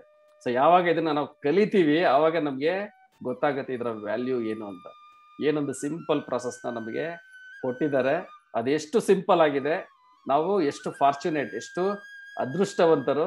ಇಂಥ ಒಂದು ಕಲಿಯುಗದಲ್ಲಿ ಹುಟ್ಟಿದ್ರು, ಇಂಥ ಒಂದು ಎಲ್ಲಾ ದೌರ್ಭಾಗ್ಯಗಳಿದ್ರು ಭಾಗವತ ಮೇಲೆ ಹೇಳುತ್ತೆ ಒಂದೇ ಒಂದು ಬ್ಯೂಟಿಫುಲ್ ಇದೆ, ಬೆಳಕಿದೆ ಇಲ್ಲಿ. ಅದೇನದು, ಭಗವಂತನ ನಾಮಸ್ಮರಣೆಯಿಂದನೇ ನಾವು ಪ್ರತಿಯೊಂದು ಜೀವಾತ್ಮ ತನ್ನ ಜೀವನನ ಅವರು ಸಾರ್ಥಕ ಮಾಡ್ಕೋಬಹುದು ಅಂತ. ಸೊ ಅದು ಇದನ್ನ ನಾವು ಯಾವಾಗ ನೋಡ್ಕೊಂತೀವಿ ಆವಾಗ ನಮ್ಗೆ ಅರ್ಥ ಆಗತ್ತೆ ಅದು ಏನು ಅಂತ, ಎಷ್ಟೊಂದು ಸುಲಭ ಅಂತ. Thank you Prabhuji. Actually Prabhuji ಹೇಳಿದಂಗೆ ಅದು ಸ್ಮಾಲ್ ಪಾಯಿಂಟ್ ಹೇಳೋದಿತ್ತು. ಆಕ್ಚುಲಿ ಈ ನೋಡಿ ಶಾಸ್ತ್ರನಲ್ಲಿ ಈ ಪ್ರಾಣ 5 ತರದ್ದು ಪ್ರಾಣ ಬಗ್ಗೆ ಹೇಳಿದ್ದಾರೆ. ಆದ್ರೆ ಇನ್ನೂ ತನಕ ಸೈಂಟಿಸ್ಟ್ ನಮ್ಮ ವೈಜ್ಞಾನಿಕಗಳನ್ನು ಇನ್ನೂ ತನಕ ಈ ಪ್ರಾಣ ಬಗ್ಗೆನೇ ಗೊತ್ತಿಲ್ಲ. ಸೊ ಈ ಪ್ರಾಣ ಬಗ್ಗೆ ಒಂದೇ ಪ್ರಾಣ ಇಟ್ಕೊಂಡ್ಬಿಟ್ಟು ಕುಂತಿದ್ದಾರೆ ಅವರು. ಅಂದ್ರೆ ಒಂದು ಪಂಪ್ ಆಗತ್ತೆ ಅಂತ, ಹೃದಯ ಪಂಪ್ ಆಗತ್ತೆ, ಅದಕ್ಕೆ ಇಟ್ಕೊಂಡ್ ಕುಂತಿದ್ದಾರೆ ಹೃದಯಕ್ಕೆ. ಸೊ ಅದಕ್ಕೆ ದೇರ್ ಇಸ್ ಓನ್ಲಿ ಪ್ರಾಣ ಅಂತ. ಸೊ ಆದ್ರೆ ನಮ್ಮ ಶಾಸ್ತ್ರ ಎಷ್ಟು ಕರೆಕ್ಟ್ ಆಗಿದೆ ಅಂದ್ರೆ, ಮತ್ತು ಎಷ್ಟು ಅಕ್ಯುರೇಟ್ ಆಗಿದೆ, ನಮ್ಗೆ ಡೀಟೇಲ್ ಆಗಿ ಯಾವ ಪ್ರಾಣವನ್ನು ಯಾವ ಕೆಲಸ ಮಾಡುತ್ತೆ ಅದನ್ನು ಹೇಳ್ತಾ ಇದೆ. ಅಂದ್ರೆ ವಿಚಾರ ಮಾಡಿ, ಅಂದ್ರೆ ಪ್ರಾಣ ನೋಡಕ್ಕೂ ಸಾಧ್ಯ. ಅಂದ್ರೆ ಇಲ್ಲೇ ನಮ್ಗೆ ಗೊತ್ತಿರೋದು ಒಂದೇ, ಉಸಿರು ತಗೋತೀವಿ ಉಸಿರು ಬಿಡ್ತೀವಿ ಅಂತ, ಉಸಿರು ತಗೋತೀವಿ ಉಡಿಸಿ ಬಿಡ್ತೀವಿ ಅಂತ. ಆದ್ರೆ ಸೈಂಟಿಫಿಕ್ ಆಗ್ಲಿ ಶಾಸ್ತ್ರ ಎಷ್ಟು ಡಿಟೇಲ್ ಆಗಿ ಹೇಳುತ್ತೆ. ನೀವು ಉಸಿರ ತಗೊಳ್ಳೋದು ಪ್ರಾಣ, ಉಸಿರ ಆಕ್ಚುಲಿ ಉಸಿರ ತಗೊಳ್ಳೋದು ಪ್ರಾಣ, ಅಪಾನ ಯಾವ್ದು ಬಿಡೋದು. ಸೊ ಇಷ್ಟು ಡೀಟೇಲ್ ಆಗಿ ಯಾವ್ದು ಹೊಟ್ಟೆನಲ್ಲಿ ಯಾವ ಪ್ರಾಣ ಇದೆ ಅಂದ್ರೆ ವಾಯು ಇದೆ, ಅದು ಡೈಜೆಷನ್ ಮಾಡಿಸುತ್ತೆ. ಅಂದ್ರೆ ಎಲ್ಲವನ್ನು ಒಂದೇ ಕೆಲಸ ಮಾಡೋದಿಲ್ಲ, ಎಲ್ಲರಿಗೂ ಡಿಫ್ರೆಂಟ್ ಕೆಲಸಗಳು ಇದೆ. ಸೊ ಎಲ್ಲಾ ಆಕ್ಟಿವಿಟಿವನ್ನು ಜಸ್ಟ್ ಪ್ರಾಣಿಂದ ವರ್ಕ್ ಆಗ್ತಾ ಇದೆ. ಆದ್ರೆ ಅಂದ್ರೆ ನಾನು ಹೇಳ್ತಾ ಇದ್ದಿಲ್ಲ, ಸಮಾನ ವಾಯು ಹೊಟ್ಟೆನಲ್ಲಿ ಇರುತ್ತೆ. ಆ ಸಮಾನ ವಾಯು ಏನ್ ಮಾಡುತ್ತೆ, ಡೈಜೆಷನ್ ಸಿಸ್ಟಮ್ ಅನ್ನು ವರ್ಕ್ ಮಾಡುತ್ತೆ. ಅದೇ ಅಪಾನ ವಾಯು ನಮ್ಮ ಏನಾದ್ರೂ ಹೊರಗೆ ಬಿಡೋದು, ಶ್ವಾಸ ಹೊರಗೆ ಬಿಡ್ತೀವಿ, ಇಲ್ಲಾಂದ್ರೆ ನಮ್ಮ ಮೋಷನು ಇವೆಲ್ಲವನ್ನು ಹೊರಗೆ ಕಳ್ಸಕ್ಕೆ ಕಾರ್ಯ ಮಾಡುತ್ತೆ, ಅದು ವಾಯು. ಸೊ ಅಷ್ಟೇ ಅಲ್ಲ, ಯಾವ್ದದು ಉದಾನ ಗಂಟಲಿನಲ್ಲಿ ನಾವು ಮಾತಾಡ್ತಾ ಇದೀವಲ್ಲ, ಇದನ್ನು ವಾಯುನಿಂದನೇ ಆಗ್ತಾ ಇದೆ. ಆಯ್ತಾ? ಒಂದು ನೀವು ಮುಂದೆ ಕೈ ಇಟ್ರೆ ಒಂದು ಏರ್ ಬರ್ತಾ ಇರತ್ತೆ ಬಾಯಿನಿಂದ, ಮತ್ತು ಅದು ಕಂಠ. ಅಂದ್ರೆ ವಿಚಾರ ಮಾಡಿ, ಒಂದು ವಾಯುದು ಇಷ್ಟು ಕಾರ್ಯ ಇದೆ. ಜಸ್ಟ್ ಓನ್ಲಿ ವಾಯುನಿಂದ ಇಷ್ಟು ಕಾರ್ಯ ಆಗ್ತಾ ಇದೆ. ಆದ್ರೆ ದಿಸ್ ಇಸ್ ಎಷ್ಟು ಸೈಂಟಿಫಿಕ್ ಬೇಸ್ ಇದಿದೆ. ಆದ್ರೆ ನಮ್ಮ ರಿಸರ್ಚರ್ಸ್ ಅಂದ್ರೆ ಸೈಂಟಿಸ್ಟ್ ಗಳು ಎಲ್ಲೇ ನಿಂತು ಬಿಟ್ಟಿದಾರೋ ಒಂದೇ ಸೈಡ್ ನಲ್ಲಿ ನಿಂತು ಬಿಟ್ಟಿದಾರೋ, ಇನ್ನು ದೇ ನಾಟ್ ಇಂಪ್ರೂವಿಂಗ್. ಸೊ ಹೆಂಗೆ ಆಗುತ್ತೆ? ಸೊ ಯಾವಾಗ ಅವ್ರಿಗೆ ರಿಯಲೈಸ್, ಜಸ್ಟ್ ಇದು ಪ್ರಾಣ ಬಗ್ಗೆ ಹೇಳ್ತಾ ಇದ್ದಾರು, ಸೊ ಇದು ಒಂದು ಪ್ರಾಣ ಚೇತನೆ ತನ್ನ ಶಕ್ತಿ ಇದು ಎಲ್ಲ ಆತ್ಮ ಮಾಡಿಸ್ತಾ ಇದೆ ಅಂತ. ಅವಾಗ ಯಾವಾಗ ಆತ್ಮ ಕಡೆ ಮುಟ್ಟವ್ರು ಇವ್ರು ಅಂತ ಪ್ರಾಣನೇ ಗೊತ್ತಾಗಿಲ್ಲ, ಆತ್ಮಗೆ ಯಾವಾಗ ಮುಟ್ಟವ್ರ ಅಂತ, ಆತ್ಮಂದು ಯಾವಾಗ ಮುಟ್ಟೋಕ್ ಸಾಧ್ಯ ಅಂತ. So this is very very very important. So ಅದಕ್ಕೆ ನಮ್ಮ ವೈದಿಕ ಶಾಸ್ತ್ರ, ನಮ್ಮ ಶಾಸ್ತ್ರನಲ್ಲಿ ನಮಗೆ ಬಹಳಷ್ಟು ವಿಶ್ವಾಸ ಇಟ್ಕೋಬೇಕು. ಈ ನಮ್ಮ ಇಂಥ ಸೈಂಟಿಸ್ಟ್ಗಳು ಡಿಗ್ರಿ ತಗೊಂಡು ದೊಡ್ಡ ಡಿಗ್ರಿ ತಗೊಂಡಿದಾರೋ, ನಮ್ಗೆ ಅನ್ಸುತ್ತೆ ಒಂದು ಬಹಳ ಎಜುಕೇಟೆಡ್ ಇದಾರೋ ಸೈಂಟಿಸ್ಟ್ಗಳು, ಬಹಳ ರಿಸರ್ಚ್ ಮಾಡಿದಾರೋ, ಬಹಳ ಬುದ್ಧಿವಂತರು ಇದಾರಂತ. ಅಲ್ಲ, ಶಾಸ್ತ್ರ ಹೇಳುತ್ತೆ ಏನೂ ಇಲ್ಲ ಅಂತ. ಅವನಿಗೆ ಆತ್ಮನ ಬಗ್ಗೆ ಅಂದ್ರೆ ನಾರ್ಮಲ್ ಜ್ಞಾನ, ಅವನ ಆತ್ಮ ಅಂತ ತಿಳ್ಕೊಳ್ಳೋದೇ ಇದೆ ಫಸ್ಟ್ ಜ್ಞಾನ ಅಂತ. ಅವನು ಅದೇ ತಿಳ್ಕೊಂಡಿಲ್ಲ ಅಂದ್ರೆ ಅವನು ಯಾವ ಸೈಂಟಿಸ್ಟ್ ಇರ್ಲಿ, ಫಿಲಾಸಫರ್ ಇರ್ಲಿ, ಜೀರೋನೇ ಅವನಂತ. So this is most important. ನನಗೆ ಅದು ಪಾಯಿಂಟ್ ಹೇಳೋದಿತ್ತು. ಸೊ ಎಂದು ಜಸ್ಟ್ ಇದು ಸ್ಮಾಲ್ ಜ್ಞಾನವನ್ನು ಇನ್ನೂ ಇಲ್ಲ ನಮ್ಮ ಸೈಂಟಿಸ್ಟ್ಗಳಿಗೆ ಅಂತ. ಸೊ ಓಕೆ, ನಾವು ಮುಂದೆ ಹೋಗೋಣ. ಸೊ ಮುಂದಿನ ಪಾಯಿಂಟ್ ಒಂದು ನಾವು ಕವರ್ ಮಾಡೋಣ. ಸೊ ಓದ್ಲಾ ಪ್ರಭು? ಪ್ಲೀಸ್ ಓದಿ. The Hatha Yoga system is meant for controlling the 5 kinds of air encircling the pure soul by different kinds of sitting postures, not for any material profit, but for liberation of the minute soul from the entanglement of material atmosphere. ಹಠ ಯೋಗ ಅಂತ ಒಂದು system ಇದೆ. ಅದು ಏನಕ್ಕೆ ಮಾಡ್ತಾರೆ ಅಂದ್ರೆ, like ನಮ್ pure ಸೋಲ್ ಸುತ್ತ ಇರೋ 5 ಏರ್ನ ಅದು ಕಂಟ್ರೋಲ್ ಮಾಡೋದಕ್ಕೆ ಈ ಹಠ ಯೋಗ ಮಾಡ್ತಾರೆ. ಇದು ಫಾರ್ ಮೆಟೀರಿಯಲ್ ಪ್ರಾಫಿಟ್ ಮಾಡಲ್ಲ, ಅದು ಲಿಬರೇಷನ್, ಆ ಸೋಲ್ ನ ಲಿಬರೇಟ್ ಮಾಡೋದಕ್ಕೆ ಮಾಡ್ತಾರೆ ಅಂತ ಹೇಳ್ತಾ ಇದ್ದಾರೆ. ಸೊ ನೋಡಿ, ಸೊ ನೀವೆಲ್ಲರೂ ಈಗ ಯೋಗ ಜಾಯಿನ್ ಆಗ್ತಿರಲ್ಲ. ಆಕ್ಚುಲಿ ಯೋಗಕ್ಕೆ ಜಾಯಿನ್ ಆದ್ರೂ ಸ್ವಲ್ಪ ಆದ್ರೂ ಇಷ್ಟಾದ್ರೂ ಹೇಳಿದ್ರೆ ನಡೆಯುತ್ತೆ. ಆದ್ರೆ ಒಂದು ಕೈಗಳನ್ನು ಹಿಂಗ್ ಮಾಡಿ, ಕಾಲುಗಳನ್ನು ಒಳಗಾಕಿ, ಕಾಲಿಂದ ಕೈಯನ್ನು ತೆಗೆದಿ, this is only one posture. ಆದ್ರೆ ಮೋಸ್ಟ್ ಇಂಪಾರ್ಟೆಂಟ್ ಅದಕ್ಕಿಂತ, ಅದು ಒಂದು ಆಸನ. ಆ ಆಸನಕ್ಕಿಂತ ಮುಂದ್ಗಡೆ ಇದೆ ಪ್ರಾಣವಾಯು. ಪ್ರಾಣವಾಯುವನ್ನು ಸರಿಯಾಗಿ ಕಂಟ್ರೋಲ್ ಮಾಡ್ಬೇಕು ಅಂತ. ಸೊ ಆಕ್ಚುಲಿ ಅದು ನಿಮ್ಗೆ ಯೋಗ ಎಲ್ಲಾದ್ರೂ ಹೋದ್ರೇನು ಅದು ಯಾರು ಜಾಸ್ತಿ ಹೇಳೋದಿಲ್ಲ. ಸುಮ್ನೆ ನಿಮ್ ಪೋಸ್ಚರ್ಗಳನ್ನು ತೋರಿಸ್ತಾರೆ. ಹಿಂಗೆ ಒಂದು ಕಾಲವನ್ನು ಈ ಕಾಲಿನಲ್ಲಿ ಈ ಕಾಲ ಹಾಕಿದ್ರು, ಆ ಕಾಲಿನಲ್ಲಿ ಈ ಕಾಲ ಕೈನಿಂದ. ಅದ್ರ ನೋಡಿದ್ರೆ ನಮ್ಗೆ ಅನ್ಸುತ್ತೆ ಅಯ್ಯೋ ಅದ್ಭುತ ಯೋಗಗಳು ಅಂತ. ಅಲ್ಲ, this is only structure, structure. ಆದ್ರೆ ಅದ್ರ ಒಳಗೆ ಯಾರೋ ತನ್ನ ಪ್ರಾಣವನ್ನು, ಜಗನ್ನಾಥ್ ಪ್ರಭು ಹೇಳ್ತಾ ಇದ್ದಲ್ಲ, ಸೊ ಪ್ರಾಣವನ್ನು ಎಷ್ಟು ಸಮಯ ತನಕ ಅವರು ಸೀಮಿತವಾಗಿ ಇಟ್ಕೊಳ್ತಾರೋ. ಆಕ್ಚುಲಿ ನಮ್ಮ ಆಯು ಇದೆಯಲ್ಲ, ಸೊ ನಮ್ಮ ಆಯು ನಮ್ಮ ಉಸಿರಾಟನಲ್ಲಿ ಕಂಟ್ರೋಲ್ ಇರುತ್ತೆ ಅಂತ ಹೇಳ್ತಾರಲ್ಲ.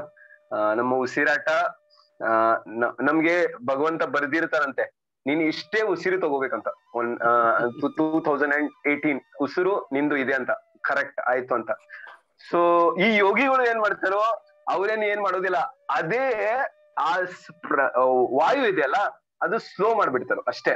ಅವ್ರೇನೋ ಭಗವಂತ ಬರ್ದಿದ್ದು ಚೇಂಜ್ ಮಾಡಕ್ ಆಗೋದಿಲ್ಲ. 2000 ಇದೆ, 2000 ಮಾಡ್ಬೇಕು. ಆದ್ರೆ ಏನ್ ಮಾಡ್ತಾರೋ, ನಾವು ಈಗ ಅದೇ ಶ್ವಾಸ ಬಿಡ್ತಾ ಇದೀವಿ, ತಗೋತಾ ಇದೀವಿ. ನಮ್ದು ಒಂದೊಂದ್ ಸೆಕೆಂಡ್ ನಲ್ಲಿ ನಾವು ಶ್ವಾಸ ಬಿಡ್ತಾ ತಗೋತೀವಿ. ಅವ್ರು ಹಂಗ್ ಮಾಡೋದಿಲ್ಲ. ಒಂದು ಶ್ವಾಸ ತಗೊಂಡ್ರೆ ಕಮ್ಮಿ 5 ನಿಮಿಷ ಹಿಂಗ್ ಹಿಡ್ಕೊಂಡು, ಅದೇ ಶ್ವಾಸವನ್ನು ಹಿಡ್ಕೊಂಡು ಅಂದ್ರೆ ಆಮೇಲೆ ಸ್ಲೋ ಆಗಿ ಬಿಡ್ತಾರೆ. ಅಂದ್ರೆ ದಿಸ್ ಇಸ್ ಕಾಲ್ಡ್ ತನ್ನ ಆಯುವನ್ನು ಹಂಗೆ ಇನ್ಕ್ರೀಸ್ ಮಾಡ್ತಾರ ಅವರು ಎಷ್ಟಾದ್ರೂ ವರ್ಷ. ಆಕ್ಚುಲಿ ನೀವು ಈ ಇತರ್ನಲ್ಲಿ ಬಂದ್ರೆ, ಕುಂಭ ಮೇಳ ಇತರ್ನಲ್ಲಿ ಬಂದ್ರೆ, ಹಿಮಾಲಯದಿಂದ ಇಂಥ ಸಾಧುಗಳು ಬರ್ತಾರೋ. ಈಗ ಕೇಳ್ಬೇಕು ಎಷ್ಟು ವರ್ಷ ಅಂದ್ರೆ, ಅವ್ರು ಹೇಳ್ತಾರೋ ಜಸ್ಟ್ ಓನ್ಲಿ 200 years ಅಂತ. ಜಸ್ಟ್ ಓನ್ಲಿ 200 years ಅಂತ ಹೇಳ್ತಾರೆ. ಅರೆ ಬಾಪೆ, ಅವ್ರ ಅನ್ಸುತ್ತೆ 200 years ಅಂತ ಏನಿದು ಅಂತ. ನಾವಿಲ್ಲಿ 20-40 ಮುದುಕಾಗ್ ಬಿಡ್ತಾ ಇದೀವಿ. 200 years ಅಂತ. ಸೊ ಬಿಕಾಸ್ ಆಫ್ ದಟ್ ಪ್ರಾಣ. ಆದ್ರೂ ಅದು ಮಟೀರಿಯಲ್ ಓನ್ಲಿ. ಸೊ ಅದನ್ನು ಅರ್ಥ ಮಾಡ್ಕೋಬೇಕು. ಅದನ್ನು this is also material. Because ನಮ್ಗೆ ಪ್ರಾಣ ಕಂಟ್ರೋಲ್ ಮಾಡೋದಲ್ಲ, ಪ್ರಾಣವನ್ನು ಕಂಟ್ರೋಲ್ ಮಾಡಿ ಶುದ್ಧ ಮಾಡೋದು ವಿಚಾರ. ಶುದ್ಧ ಮಾಡ್ಬೇಕು ನಾವು ಆ ಪ್ರಾಣವನ್ನು, ಪ್ಯೂರಿಫೈ ಮಾಡ್ಬೇಕು ಆ ಪ್ರಾಣವನ್ನು. ಯಾವಾಗ ನಾವು ಈ ಹಠಯೋಗ ಪ್ರೊಸೆಸ್ ನಲ್ಲಿ, ಆಕ್ಚುಲಿ ಮುಂದೆ ಭಗವದ್ಗೀತೆಯ ಸಮಥಿಂಗ್ 8 to 9 ಅದೇ ಸಮ್ವೇರ್ ಅಲ್ಲೇ ಭಗವಂತ ಎಕ್ಸ್ಪ್ಲೇನ್ ಮಾಡ್ತಾನೆ ಈ ಹಠ ಯೋಗದ ವಿಶೇಷವಾದ ಪ್ರೊಸೆಸ್. ಹಿಂಗ್ ಕುತ್ಕೋಬೇಕು, ಹಿಂಗ್ ನಿಂತ್ಕೋ, ಹಿಂಗೆ ಸರಿಯಾಗಿ ಇಟ್ಕೋಬೇಕು, ಈ ಉಸಿರು ಈ ಕಡೆ ಹೋಗ್ಬೇಕು, ಆ ಕಡೆಯಿಂದ ಈ ಕಡೆ ಬರ್ಬೇಕು, ಎಲ್ಲವನ್ನು ಹೇಳಿ ಹೇಳಿ ಆಮೇಲೆ ಅರ್ಜುನನ್ಗೆ ತಲೆ ಕೆಟ್ಟು ಹೋಗುತ್ತೆ. ಅರ್ಜುನ ಹೇಳ್ತಾನೆ ಬಾಡಪ್ಪ ಇದು ಏನು ಅಂತ, ಇದು ನನ್ ಕಡೆಯಿಂದ ಆಗೋದಿಲ್ಲ. ಅರ್ಜುನ ಹೇಳ್ತಾನೆ ಇದು ಎಲ್ಲ ನನ್ ಕಡೆಯಿಂದ ಆಗೋದಿಲ್ಲ ಕೃಷ್ಣ ಅಂತ ಹೇಳ್ತಾನೆ. ಅಂದ್ರೆ ಅಟೋವೇಗ ಅರ್ಜುನನ್ಗೂ ಸಾಧ್ಯವಾಗಿಲ್ಲ. ನಾವೀಗ ಪ್ರಯತ್ನ ಪಡ್ತಾ ಇದೀವಿ. ಅಂದ್ರೆ ಅರ್ಜುನಕ್ಕಿಂತನೂ ನಾವು ವಿಚಾರ ಮಾಡ್ತಾ ಇದೀವಿ ಐ ಆಮ್ ದ ಬೆಸ್ಟ್ ಅಂತ. ಭಕ್ತಿ ಯೋಗ ಅರ್ಜುನನೇ ಸಿಲೆಕ್ಟ್ ಮಾಡಿದನು. ಅರ್ಜುನನಿಗೆ ಸಿಲೆಕ್ಟ್ ಮಾಡಿದಂತ ಯೋಗ ಭಕ್ತಿ ಯೋಗನೇ. ಸೊ ನಾವು ಅದು ಸಿಂಪಲ್ ಆಗಿ ಅರ್ಥ ಮಾಡ್ಕೋಬೇಕು. ಇಂಥ ಬುದ್ಧಿಶಾಲಿ, ಇಂಥ ಬಲಶಾಲಿ, ಇಂಥ ಸಾಮರ್ಥ್ಯ ಇರುವಂತ ಮನುಷ್ಯನೇ ಹಠ ಯೋಗವನ್ನು ಡಿಸ್ಕರೇಜ್ ಮಾಡಿದನು. ಸೊ ಅಂತ ನಾವ್ ಯಾಕೆ ಆ ಹಠ, ಈಗ ಬಹಳ ಜನ ಅದೇ ಯೋಗ ಆಗ್ಬೇಕು ಅಂತ, ಯೋಗ ಪೀಸ್ ಪ್ರಭುಜಿ, ಪೀಸ್ ಸಿಗತ್ತೆ ಪ್ರಭುಜಿ, ಹಂಗಾದ್ರೆ ಪೀಸ್ ಸಿಗತ್ತೆ ಪ್ರಭುಜಿ, ಪೀಸ್ ಶಾಂತಿ ಸಿಗತ್ತೆ ಅಂತ ಹೇಳ್ತಾರೆ. ಆದ್ರೆ ಶಾಂತಿ ಸಿಗತ್ತೆ, ಆದ್ರೆ ಶಾಶ್ವತ ಶಾಂತಿ ಯಾವಾಗ ಸಿಗಕ್ ಸಾಧ್ಯ? ಪ್ರಾಣವನ್ನು ಕಂಟ್ರೋಲ್ ಮಾಡಿದ್ರೆ ಜಸ್ಟ್ ನಾವು ಆಂಗರ್ ಸ್ವಲ್ಪ ಓಕೆ, ನಾವು ಸತ್ವ ಗುಣ ತನಕ ಬರ್ಬೋದು. ಸತ್ವ ಗುಣ ತನಕ ನಾವು ಈ ಪ್ರಾಣವನ್ನು ಕಂಟ್ರೋಲ್ ಮಾಡಿ ನಾವು ಸತ್ವ ಗುಣ ತನಕ ಬರ್ಬೋದು. ಆದ್ರೆ ನಾವು ಈ ಭೌತಿಕ ಸಂಸಾರದಿಂದ ಹೋಗೋದು ಅಸಾಧ್ಯ. ಆಕ್ಚುಲಿ ಈ ಹಠ ಯೋಗನಲ್ಲಿ ಇಲ್ಲಿ ಹೇಳ್ತಾ ಇದ್ದಾರಲ್ಲ ನೋಡಿ, ಲಾಸ್ಟ್ ಲೈನ್ ನಲ್ಲಿ ಹೇಳ್ತಾ ಇದ್ರು ನಾಟ್ ಫಾರ್ ಮಟೀರಿಯಲ್ ಪ್ರಾಫಿಟ್ ಅಂತ ಹೇಳ್ತಾ ಇದ್ರು. ಸೊ ಅಂದ್ರೆ ಏನು ಮಟೀರಿಯಲ್ ಪ್ರಾಫಿಟ್ ಅಂದ್ರೆ ಏನು? ಈ ಹಠ ಯೋಗನಲ್ಲಿ ನಮ್ ಬಗ್ಗೆ ಹೇಳ್ತಾ ಇಲ್ಲ, ನಾವ್ ಈಗ ಹಠ ಯೋಗ ಮಾಡೋದೇ ಇಲ್ಲ, ಅದು ನಮ್ಮ ಯೋಗ ಬಗ್ಗೆ ಬಿಟ್ಬಿಡಿ. ಆದ್ರೆ ಯಾರಷ್ಟು ಯೋಗಿಗಳು ಹಠ ಯೋಗ ಪ್ರಾಕ್ಟೀಸ್ ಮಾಡ್ತಾರೋ ಅವ್ರು ಹಠ ಯೋಗ ಒಂದೊಂದು ಪ್ರಾಕ್ಟೀಸ್ ಮಾಡಿದಾಗ, ಈ ಪ್ರಾಣವನ್ನು ಈ ತರ ಕಂಟ್ರೋಲ್ ಮಾಡಿ ಸರಿಯಾಗಿ ಮಾಡಿದಾಗ ಅವ್ರಿಗೆ ಒಂದೊಂದು ಚಕ್ರ, ಯಾವಾಗ ಅವರು ಒಂದೊಂದು ಚಕ್ರ, ನಾವು ಹೇಳ್ತಾ ಇದ್ದಲ್ಲ ಒಂದೊಂದು ಪಾರ್ಟ್ ನಲ್ಲಿ ಒಂದೊಂದು ಚಕ್ರ ಇರುತ್ತೆ ಅಂತ. ಸೊ ಅವ್ರು ಒಂದೊಂದು ಚಕ್ರವನ್ನು ಹೆಂಗೆ ಇದ್ ಮಾಡ್ತಾ ಹೋಗ್ತಾರೋ, ಜಾಗೃತ್ ಮಾಡ್ತಾ ಹೋಗ್ತಾರೋ, ಅವ್ರಿಗೆ ಒಂದೊಂದು ಸಿದ್ಧಿಗಳು ಸಿಗ್ತಾ ಇರತ್ತೆ. ಸಿದ್ಧಿಗಳು ಅಂದ್ರೆ ಸಿದ್ಧಿ ಅಂದ್ರೆ ಪವರ್ಸ್, ಒಂದೊಂದು ಪವರ್ಗಳು ಸಿಗ್ತಾ ಇರತ್ತೆ. ಸೊ ಅವ್ರು ಒಂದು ಪವರ್ ಸಿಕ್ಕರೆ ಸಾಕು, ಅವ್ರು ಅದನ್ನ ಬಿಟ್ಬಿಡ್ತಾರೆ. ಒಂದು ಪವರ್ ಸಿಕ್ಕರೆ ತನ್ನ ಯೋಗವನ್ನು ಪ್ರಾಕ್ಟೀಸ್ ಅನ್ನು ಬಿಟ್ಬಿಡ್ತಾರೆ. ಯಾಕಂದ್ರೆ ಅವ್ರು ಇಂಥ ಬಹಳಷ್ಟು ಯೋಗಿಗಳು ಯಾಕೆ ಇವೆಲ್ಲ ಮಾಡ್ತಾ ಇರ್ತಾರೋ, ಏನಾದ್ರೂ ಸಿದ್ಧಿ ಇಲ್ಲಾಂದ್ರೆ ಏನಾದ್ರೂ ಪವರ್ ಸಿಗ್ಲಿ ಅಂತ. ಯಾವಾಗ ಅವ್ರಿಗೆ ಇವೆಲ್ಲ ಪವರ್ ಸಿಗ್ಬಿಡತ್ತೆ ಬಿಟ್ಟೆ ಬಿಡ್ತಾರ. ಸೊ ಕೃಷ್ಣನೇ ಹೇಳ್ತಾನು ಬಹುನಾಂ ಎಲ್ಲ ಆಕ್ಚುಲಿ ಅಲ್ಲ, ಯೋಗಿನಾಂ ಅಪಿ ಸರ್ವೇಷಾಂ ಮತ್ತಂತರ, ನನ್ಗೆ ಅದು ಶ್ಲೋಕ ನನಗೆ ಬರ್ತಾ ಇಲ್ಲ. ಅಲ್ಲಿ ಕೃಷ್ಣ ಹೇಳ್ತಾನು ಸಹಸ್ರ ಯೋಗಿನಲ್ಲಿ ಒಬ್ನು ಒಳ್ಳೆ ಯೋಗಿ ಆಗ್ತಾನ. ಆ ಒಳ್ಳೆ ಯೋಗಿನಲ್ಲೇನು ನನಗೆ ಕೃಷ್ಣ ಅಂತ ಅರ್ಥ ಮಾಡ್ಕೊಳ್ಳೋದು ಬಹಳ ಕಠಿಣ ಅಂತ ಕೃಷ್ಣ ಹೇಳ್ತಾನೆ. ಎಷ್ಟು ಡಿಫಿಕಲ್ಟ್ ಟಾಸ್ಕ್ ಇದೆ ಅಂತದ್ದು. ಸೊ ಅಂದ್ರೆ ಇಲ್ಲಿ ಅರ್ಥ ಮಾಡ್ಕೋಬಹುದು, ಯೋಗ ಒಂದು ಸಿದ್ಧಿ ಪಡ್ಕೊಳ್ಳೋದು, ಇಲ್ಲಾಂದ್ರೆ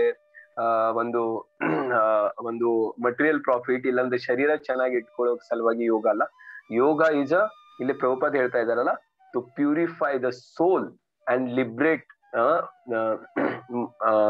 ಈ ಮಟೀರಿಯಲ್ ಅಟ್ಮಾಸ್ಫಿಯರ್ ನಿಂದ ಹೋಗಿ ಭಗವಂತನ ಧಾಮ್ಗೆ ಮುಟ್ಟೋದು, ಅದು ಯೋಗದ ಹಂತದು ಎಲ್ಲಕ್ಕಿಂತ ಟಾಪ್ ಮೋಸ್ಟ್ ಹಂತ.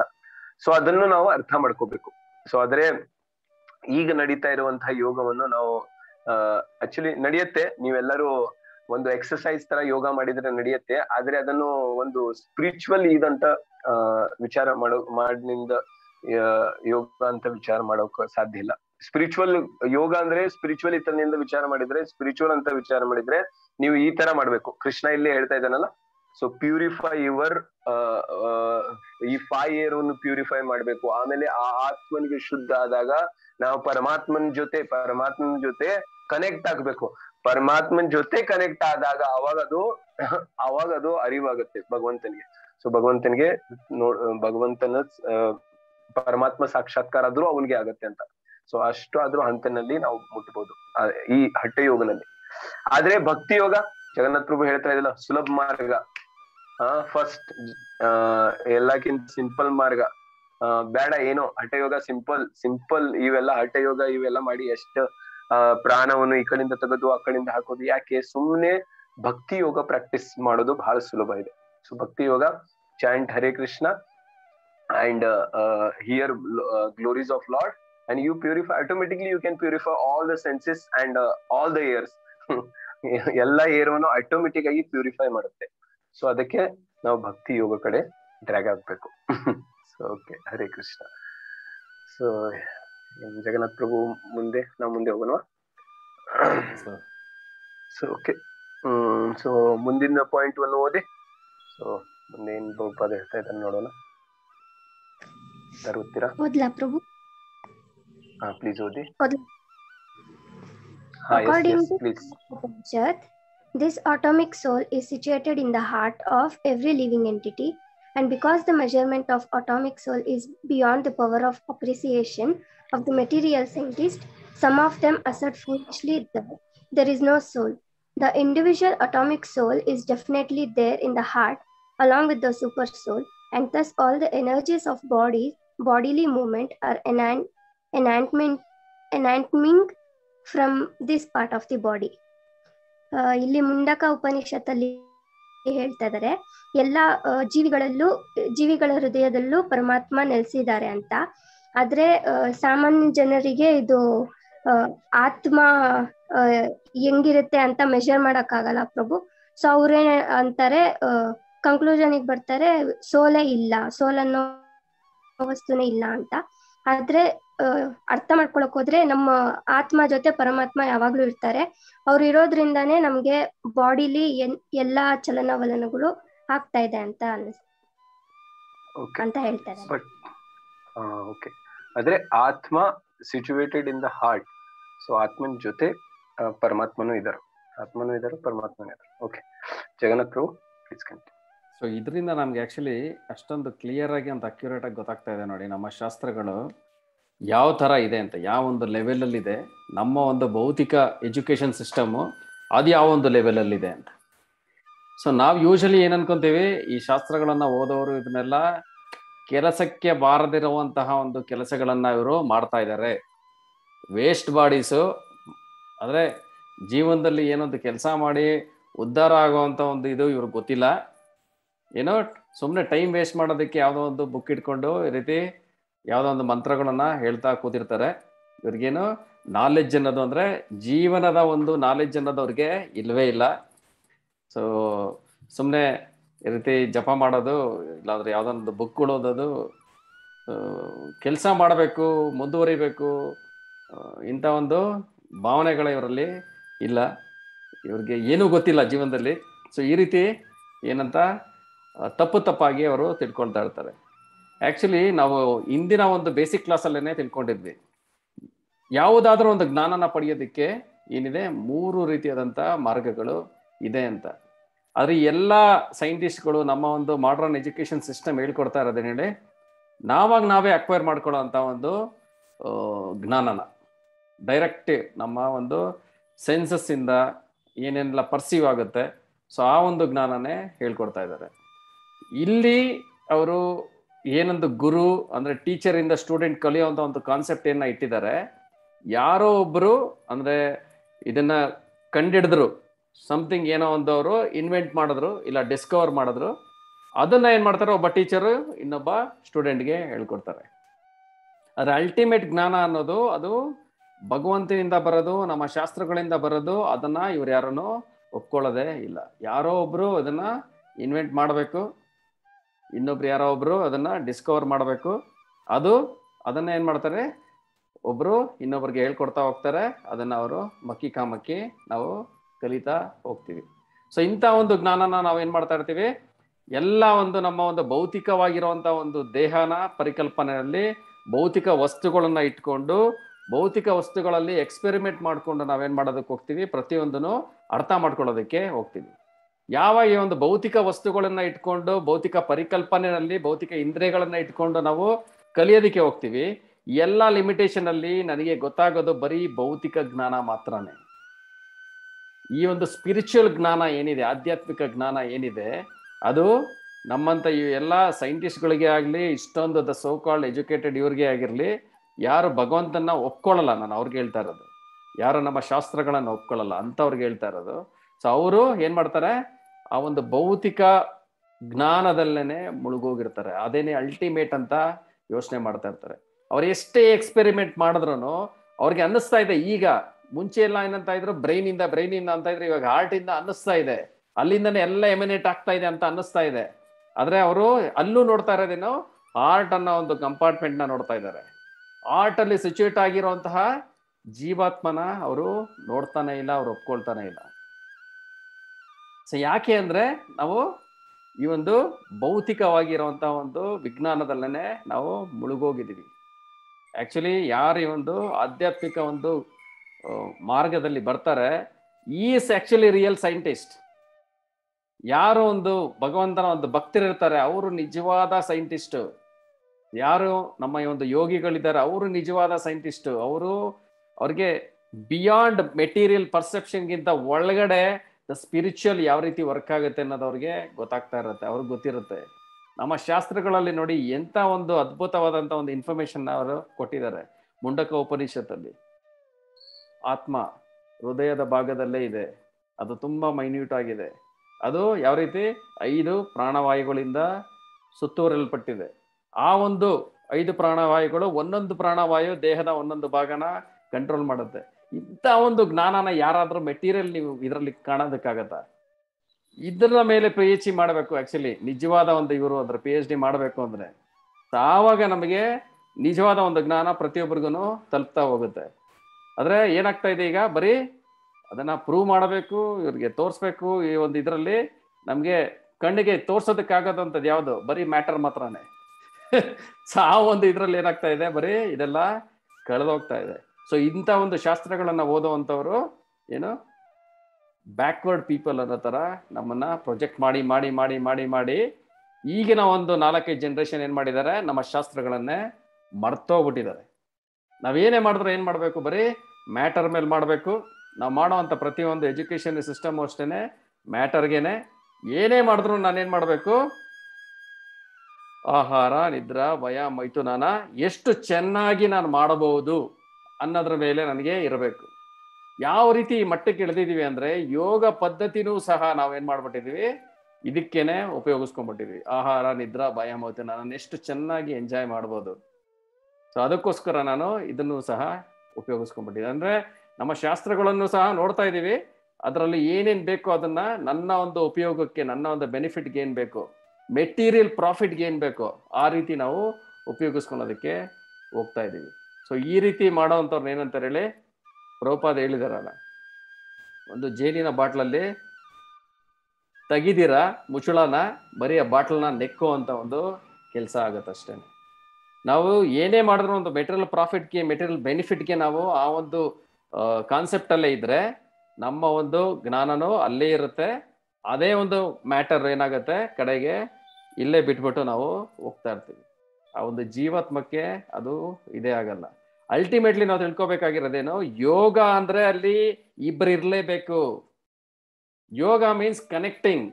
ಅಲ್ಲಿ ಇಬ್ರು ಇಲ್ಲ ಅಂದ್ರೆ ನಾನು ಕುತ್ಕೊಂಡು ನಾನೇ ಮಾಡ್ತೀನಿ ಅಂದ್ರೆ ಅದು ಯಾವತ್ತೂ ಅದು ಯೋಗ ಆಗಲ್ಲ.